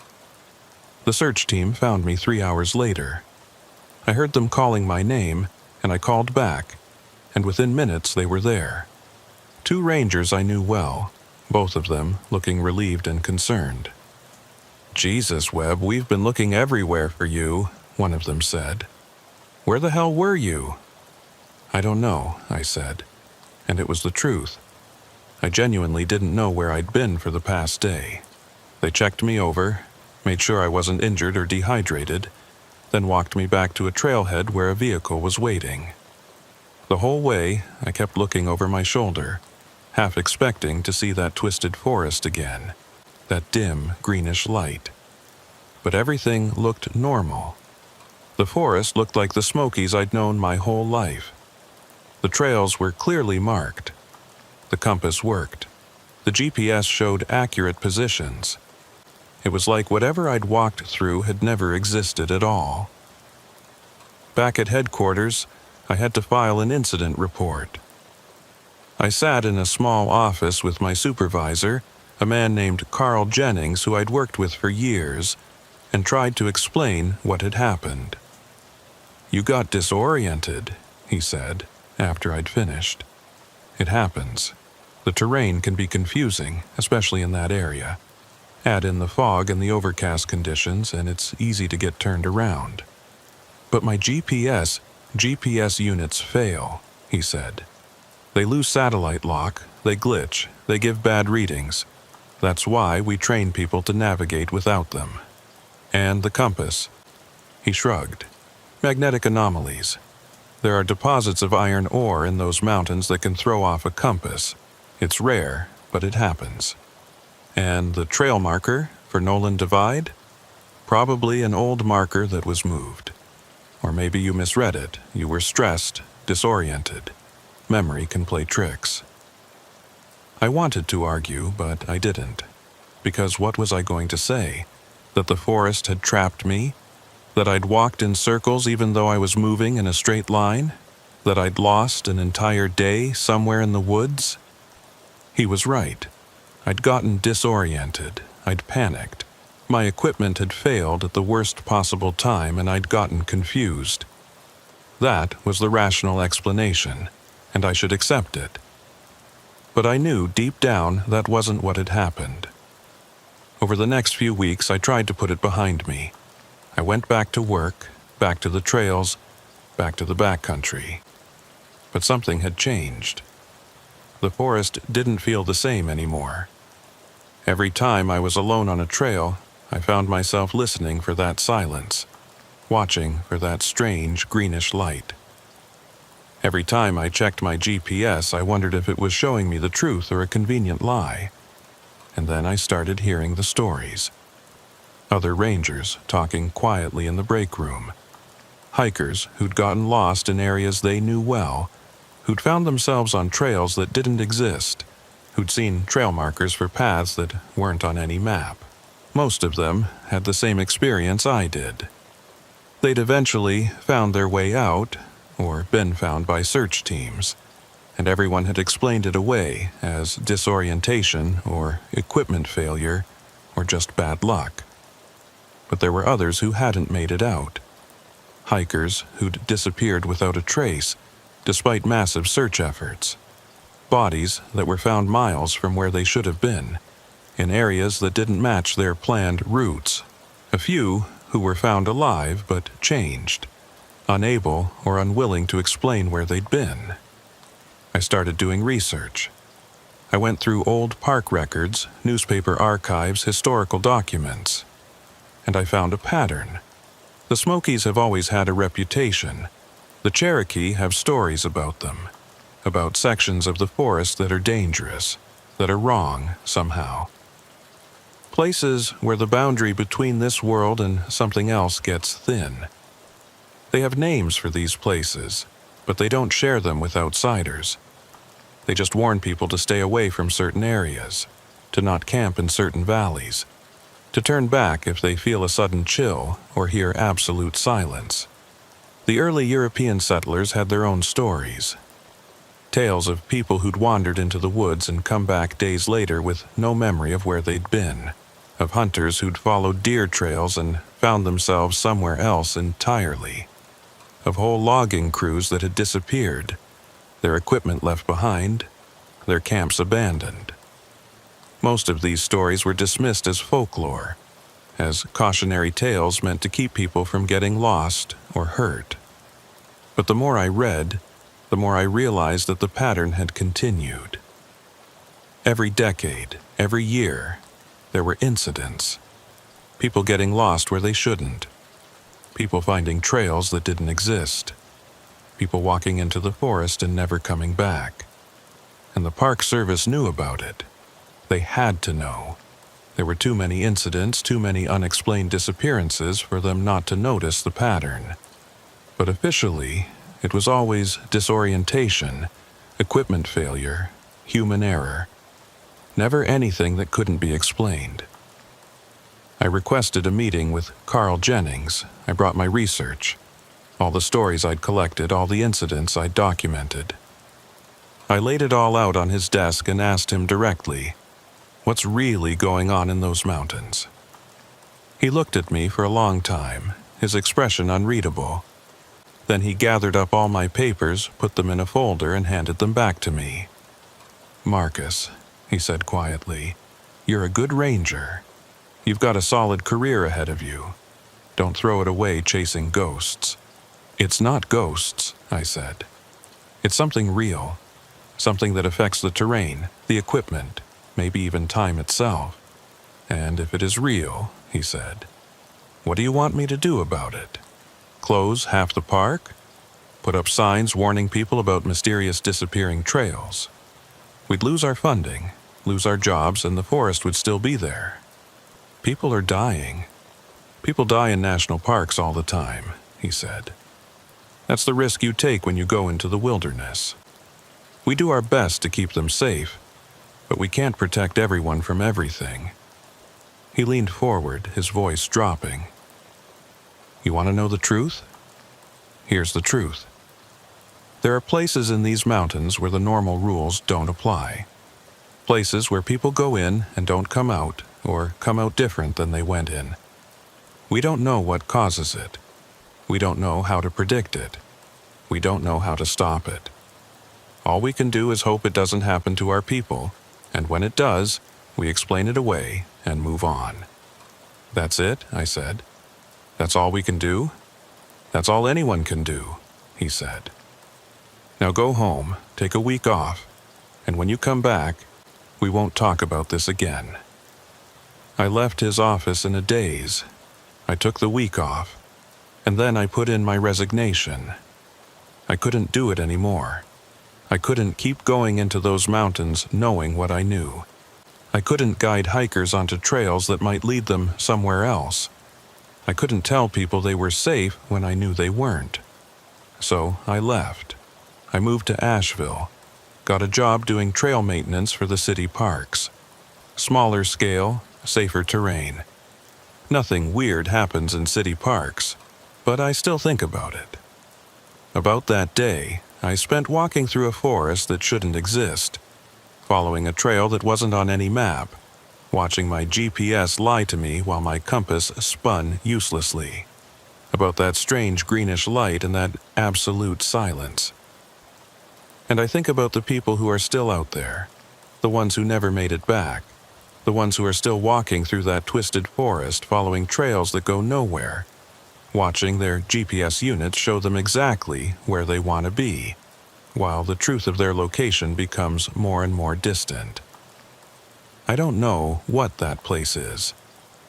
I don't know if it's a natural phenomenon, some kind of magnetic or temporal anomaly, or if it's something else entirely, something older than the mountains themselves, something that was there before humans ever walked these lands.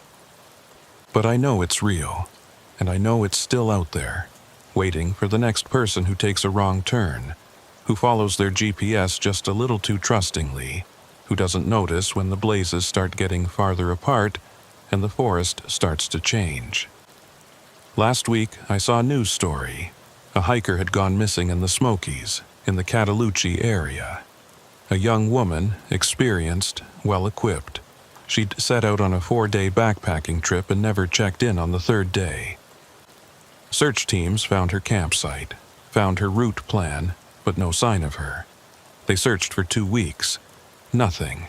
The official statement said she'd likely fallen and injured herself, or had encountered a bear, or had gotten disoriented and wandered off trail. They said the search was ongoing, but they weren't optimistic. I wanted to tell them the truth. I wanted to explain what had really happened, where she might actually be. But I knew they wouldn't believe me. And even if they did, there was nothing they could do. Because she's not lost in the mountains we can see, and map and understand. She's lost in the other mountains, the ones that exist in the spaces between, in the places where trails don't quite connect the way they should, where GPS signals lie and compasses spin, and time itself becomes negotiable. She's walking through that forest now, following a trail that seems to lead somewhere but never does, seeing cairns she's already passed, watching the light never change. And eventually, if she's lucky, she'll find her way out. She'll stumble onto a real trail, hear her radio crackle to life, see search teams coming through the trees, and if she's not lucky, she'll keep walking forever, convinced that she's about to reach civilization, convinced that she's almost there, just around the next bend, just over the next ridge, never realizing that there is no next bend, no next ridge, just the same mile of forest repeating endlessly forever. I hope she finds her way out, I really do, but I don't think she will.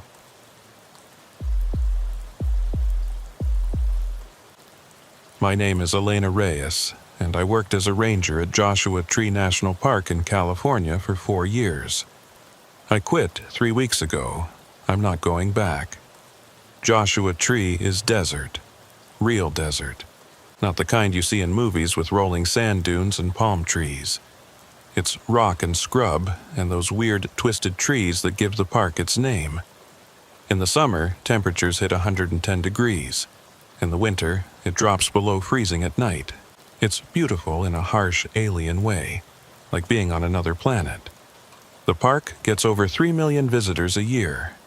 Most of them stick to the popular areas, the big rock formations, the easy trails. But there are backcountry campsites scattered throughout the park, miles from any road. You need a permit to camp there, and you have to hike in. People go there for solitude, for dark skies, for the feeling of being truly alone in the wilderness. That's what the Hartley family wanted. 5 people. Parents, Mark and Jennifer, their 2 teenage sons, and Jennifer's mother. They got a permit for a site called Hidden Valley West, about 4 miles from the nearest parking area. It was March, good weather, not too hot. They checked in at the ranger station on a Thursday afternoon, said they'd be back Sunday morning. They never came back. On Monday, when they didn't return their rental car in Palm Springs, the company called us. We sent rangers to Hidden Valley West.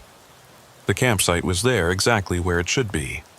Their tents were set up, their gear was organized. Their food was sealed in bear-proof containers even though we don't have bears in Joshua Tree.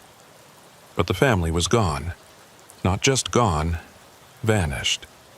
Like they'd stood up in the middle of breakfast and walked away. There were 5 sleeping bags in 2 tents, 5 backpacks, 5 water bottles, 5 pairs of hiking boots lined up outside the tents. Their boots. They'd left their boots. We found their footprints leading away from the campsite, all 5 of them, walking in a straight line into the desert. Barefoot. The prints were clear in the sandy soil, easy to follow. We tracked them for almost 2 miles, heading northeast toward the edge of the park boundary. And then the footprints just stopped. Not gradually, not like they'd reached hard rock and we lost the trail.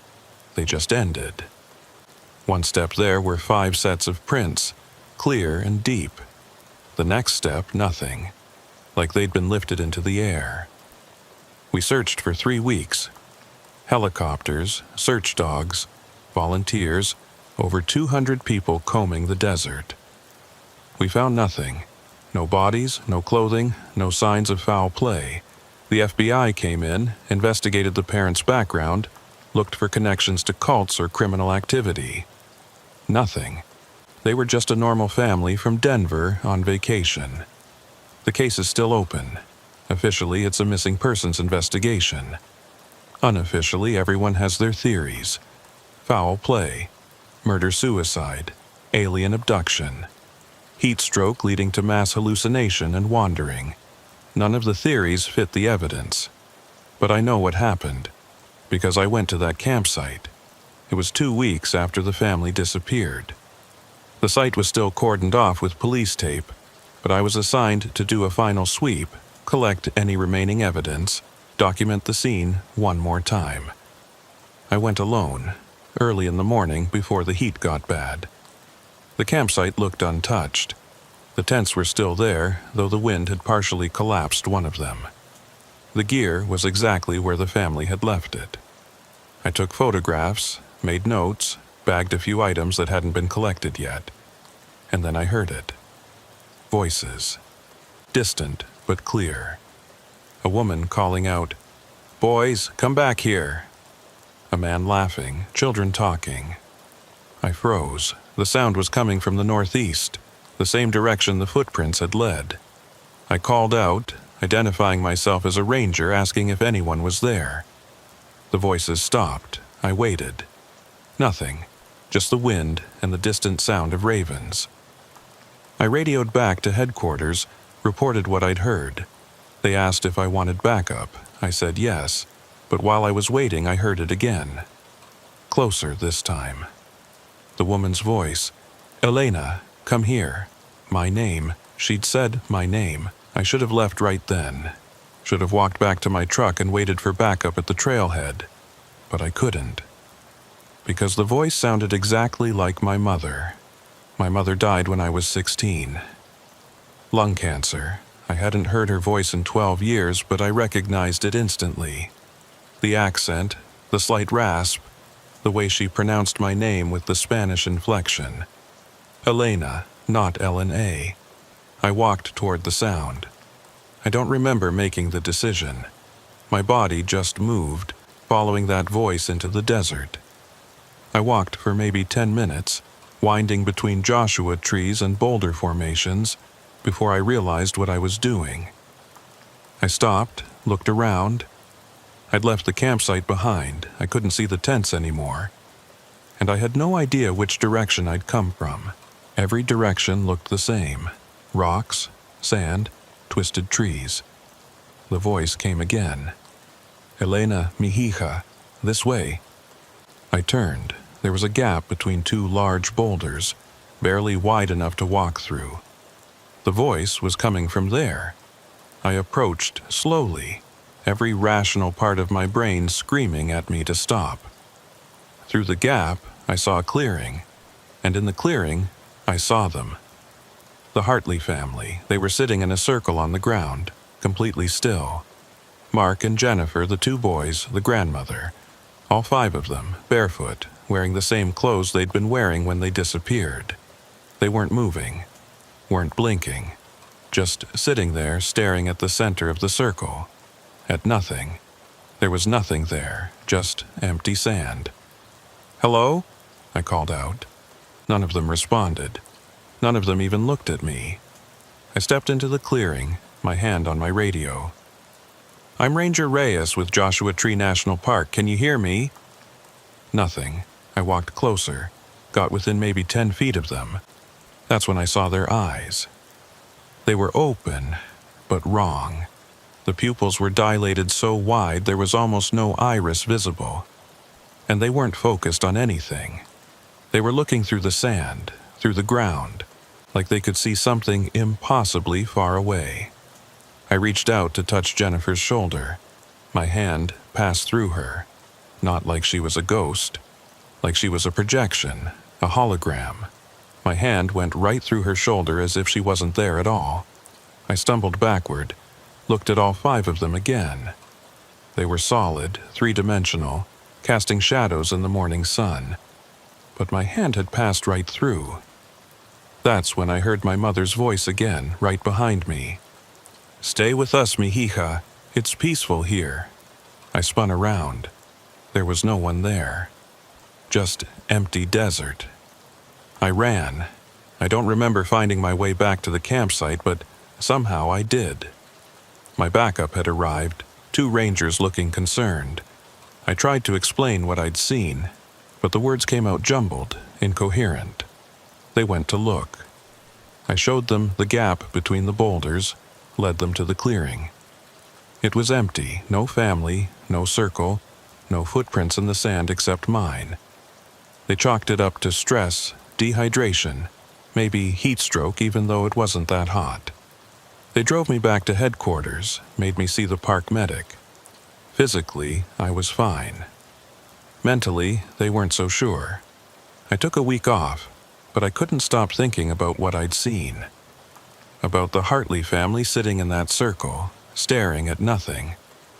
About my mother's voice calling me to stay. I started researching, not just recent disappearances, but historical ones. Joshua Tree has only been a national park since 1994, but people have been disappearing in this desert for over a century. I found newspaper articles, old mining records, journals from early settlers. The pattern was always the same. People would camp in certain areas, usually alone or in small groups. They'd leave their campsites with no supplies, no shoes, often in the middle of the night. They'd walk in straight lines into the desert, and they'd vanish. Some were found days later, miles away, dead from exposure. But they died with smiles on their faces, peaceful, like they'd found something wonderful. Most were never found at all, and there were stories, whispers among the local indigenous communities, the Cahuilla and Serrano people who'd lived here long before it was a park.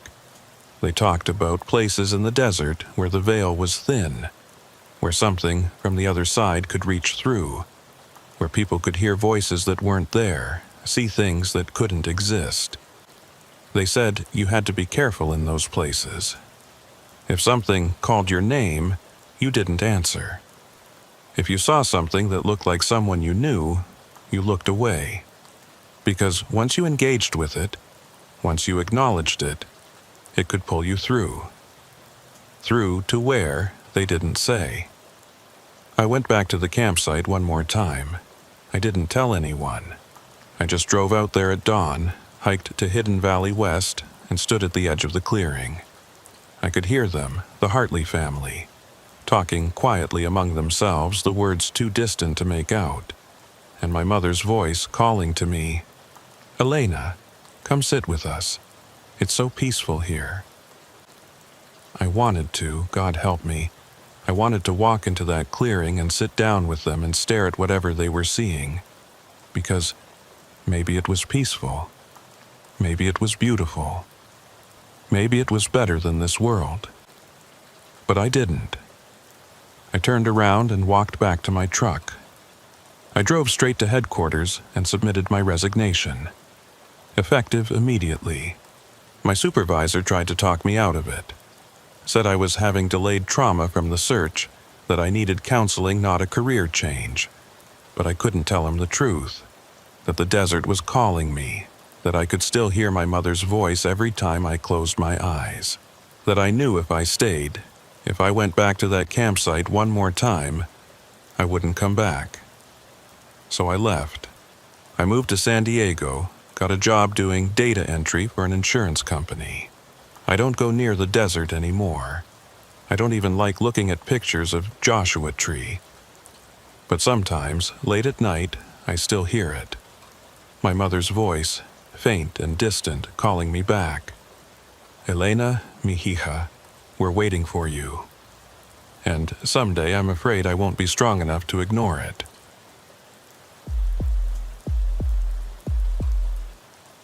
My name is Thomas Keller, and I was a cave rescue specialist at Mammoth Cave National Park in Kentucky for 8 years. I'm not anymore. I can't go underground. Not ever again. Mammoth Cave is the longest known cave system in the world. Over 400 miles of surveyed passages, and they're still finding new sections every year. Some passages are huge, cathedral-sized chambers with names like Frozen Niagara and Crystal Lake. Others are tight crawl spaces where you have to squeeze through on your belly with inches of clearance on all sides. The park offers tours of the safe, developed sections, but the backcountry caves, the unmapped areas, those are off-limits to tourists. Only researchers and experienced cavers with special permits can access them. And even then, accidents happen. People get lost, get stuck, get injured in the dark. That's where I came in. I'd done maybe 40 cave rescues over my 8 years.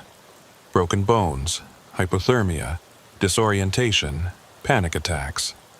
Most were straightforward.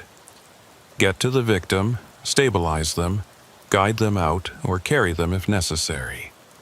Hard work, but manageable. This one was different. We got the call on a Saturday in November 2023. 2 cavers, experienced guys with proper permits, had been exploring a section called the Q87 Survey Area. It's deep, almost 400 feet below the surface, a network of narrow passages that twist and branch like veins. One of them, a guy named Derek Chen, had radioed for help. His partner, Kyle Brandt, had gone ahead into an unmapped passage and hadn't come back. That was 6 hours ago. I assembled a team, 4 of us, me, another rescue specialist named Paula, and 2 volunteers from the local caving club. We geared up and headed down. The descent took almost 2 hours, rappelling down vertical shafts, squeezing through tight passages following the route markers Derek had left. We found him at the entrance to the unmapped passage. He was sitting with his back against the cave wall, his headlamp pointed at the ground. When he heard us coming, he looked up, and I saw something in his face I'd never seen in a caver before. Pure terror. "He's in there," Derek said, pointing at the passage. "He went in 3 hours ago. I've been calling to him, but he won't answer." "Is he injured?" I asked. "I don't know. He just..." He said he heard something. Voices, he said, coming from deeper in the passage. I told him it was just water echoes, but he wouldn't listen. He took off his pack and crawled in. That was the last I saw of him. The passage was tight, maybe 2 feet high, 3 feet wide. You'd have to crawl on your belly to get through. I could see where it continued for maybe 20 feet before curving out of sight. "Did you try to follow him?" I asked. Derek nodded. "I got about 15 feet in, then I heard it too." "Heard what?" "Voices. Lots of them, all talking at once, but I couldn't make out what they were saying. And then he stopped, his hands shaking. Then I heard Kyle scream, just once, and then nothing." Paula and I exchanged looks. We'd dealt with disoriented cavers before, people who'd been underground too long and started hearing things. The darkness and the isolation can play tricks on your mind, but Derek seemed lucid, and Kyle had been missing for hours. I made the call. I'd go in first, see if I could locate Kyle. If the passage opened up, Paula would follow. The 2 volunteers would stay with Derek. I dropped my pack, keeping only my headlamp, radio, and a first aid kit. I got down on my belly and started crawling into the passage. The rock was cold and wet. Water dripped from the ceiling, running down my neck. The passage was exactly as Derek had described. Narrow, tight, barely wide enough for my shoulders. I had to keep my arms stretched out in front of me, pulling myself forward with my fingers while pushing with my toes. After about 20 feet, the passage curved to the right. I followed it, and the space opened up slightly. Not much, but enough that I could get to my hands and knees instead of crawling on my belly. "Kyle," I called out. "This is Cave Rescue. Can you hear me?" No response, just the sound of water dripping somewhere ahead. I kept moving. The passage continued to curve, spiraling gradually downward. My headlamp illuminated maybe 15 feet ahead. Everything beyond that was absolute darkness. The kind of darkness that doesn't exist on the surface, where even on the darkest night there's always some ambient light. This was complete total absence of light, and then I heard it. Voices, distant, echoing, impossible to pinpoint. They sounded like conversation, like multiple people talking at once, but I couldn't make out any words. Just the rhythm and cadence of speech. "Kyle!" I called again, louder this time. The voices stopped. I froze, listening, nothing. Just my own breathing and the drip of water. I radioed back to Paula. "I'm hearing voices. Probably just echoes from water, but I'm going to keep pushing forward." Her reply was garbled by static, but I heard enough to know she'd received the message. I continued crawling. The passage opened up more, becoming a low tunnel I could crouch in. The voices started again, louder now, closer, and this time I could make out a few words. "Help. Please. Can't breathe. Lost." My heart rate spiked. Those weren't echoes. Those were distress calls. Multiple people, all calling for help. "Hello!" I shouted. "Where are you? Call out so I can find you." The voices got louder, more frantic, overlapping each other until they became a wall of sound. I couldn't distinguish individual voices anymore, just a rising cacophony of panic and fear. And then I saw the light. Not my headlamp reflected back at me. A different light, pale and blue, coming from around the next bend.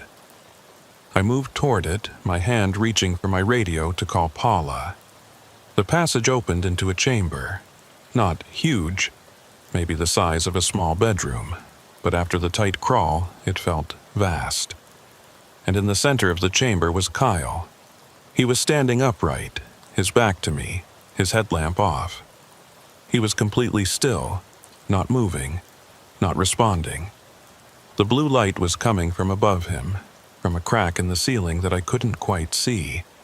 It illuminated him from above, casting long shadows across the chamber floor. "Kyle," I said, approaching slowly. "It's cave rescue. Are you okay?" He didn't respond, didn't turn around, just stood there, perfectly still. I got closer, reached out to touch his shoulder. "Kyle, can you hear me?" The moment my hand made contact, he spoke. But it wasn't his voice. It was multiple voices, all speaking in unison, all coming from his mouth. "You shouldn't have come here." I jerked my hand back. Kyle slowly turned to face me. His eyes were wrong. They reflected the blue light like an animal's eyes in headlights, glowing with an internal luminescence. And his expression was blank, emotionless, like he was asleep with his eyes open. "Kyle, what's wrong? Are you injured?" He tilted his head, studying me with those glowing eyes. When he spoke again, it was still that chorus of voices, dozens of them speaking in perfect synchronization. "This is a doorway. We've been waiting so long for someone to open it." I backed away, slowly, my hand going to my radio. "Paula, I need immediate backup. Kyle is..." Something's wrong with Kyle. Static. The radio was dead. Kyle took a step toward me, then another. His movements were stiff, mechanical, like he was being controlled by someone who didn't quite know how bodies were supposed to move. "There are so many of us," the voices said through Kyle's mouth. "We've been down here in the dark for so long, and now we can finally come up." I turned and ran, scrambled back into the passage, crawling as fast as I could, scraping my hands and knees on the rock. Behind me, I could hear Kyle following, his breathing wrong, too fast, too rhythmic. I made it back to the curve in the passage, glanced over my shoulder. Kyle was there, crawling after me, those glowing eyes reflecting my headlamp. And behind him, in the darkness, I saw more lights. Dozens of them. Pairs of glowing eyes, all moving toward me. I scrambled faster, panic overriding training. I had to get out, had to warn the others, had to seal this passage, collapse it, make sure nothing could follow us to the surface. I reached the entrance. Derek, Paula, and the volunteers were there, asking questions I couldn't process. I just grabbed Derek's pack, pulled out his explosives, the small charges we use to clear unstable rock. "We have to collapse this passage," I said. "Now. Right now." "What? Why?" Paula asked. "There's something in there, something that got into Kyle. We can't let it out." They must have seen something in my face, heard something in my voice, because they didn't argue. We placed the charges at the entrance to the passage, set the timer for 60 seconds, and ran. The explosion was muffled by hundreds of feet of rock above us, but I felt it through my boots. When we came back, the passage entrance was gone. Filled with broken rock and debris, sealed shut. We made it back to the surface, filed reports. I told them Kyle had gone into the passage and it had collapsed, trapping him. A tragic accident. The official story. They sent a team to try to dig him out. After 3 days, they gave up. Too unstable, too dangerous. Kyle's body was declared unrecoverable. His family had a funeral with an empty casket. I didn't tell anyone what I'd really seen. What would I say? That something had possessed him. That there were things living in the unmapped depths, waiting for someone to find them. They'd think I'd lost my mind. But I know what I saw, and I know I didn't seal that passage fast enough. Because 2 weeks later, another caver went missing in a different section of Mammoth Cave. When they found him, he was standing in a chamber, staring at the ceiling, and he wouldn't respond to his name. They brought him out, took him to the hospital. The doctor said he was catatonic, non-responsive, but I visited him. I looked into his eyes, and I saw that same blue glow, faint but unmistakable. It got out. Whatever was in that chamber, whatever was using Kyle, it found another way to the surface. And it's spreading. There have been 6 more cases in the past 3 months. All cavers, all from Mammoth Cave, all found standing in chambers with that same blank expression. The park hasn't made the connection yet. They think it's some kind of toxin, maybe bad air or fungal spores affecting the brain. But I know better. I quit my job. I left Kentucky. I don't go near caves anymore. Don't even like basements. Because I know what's down there.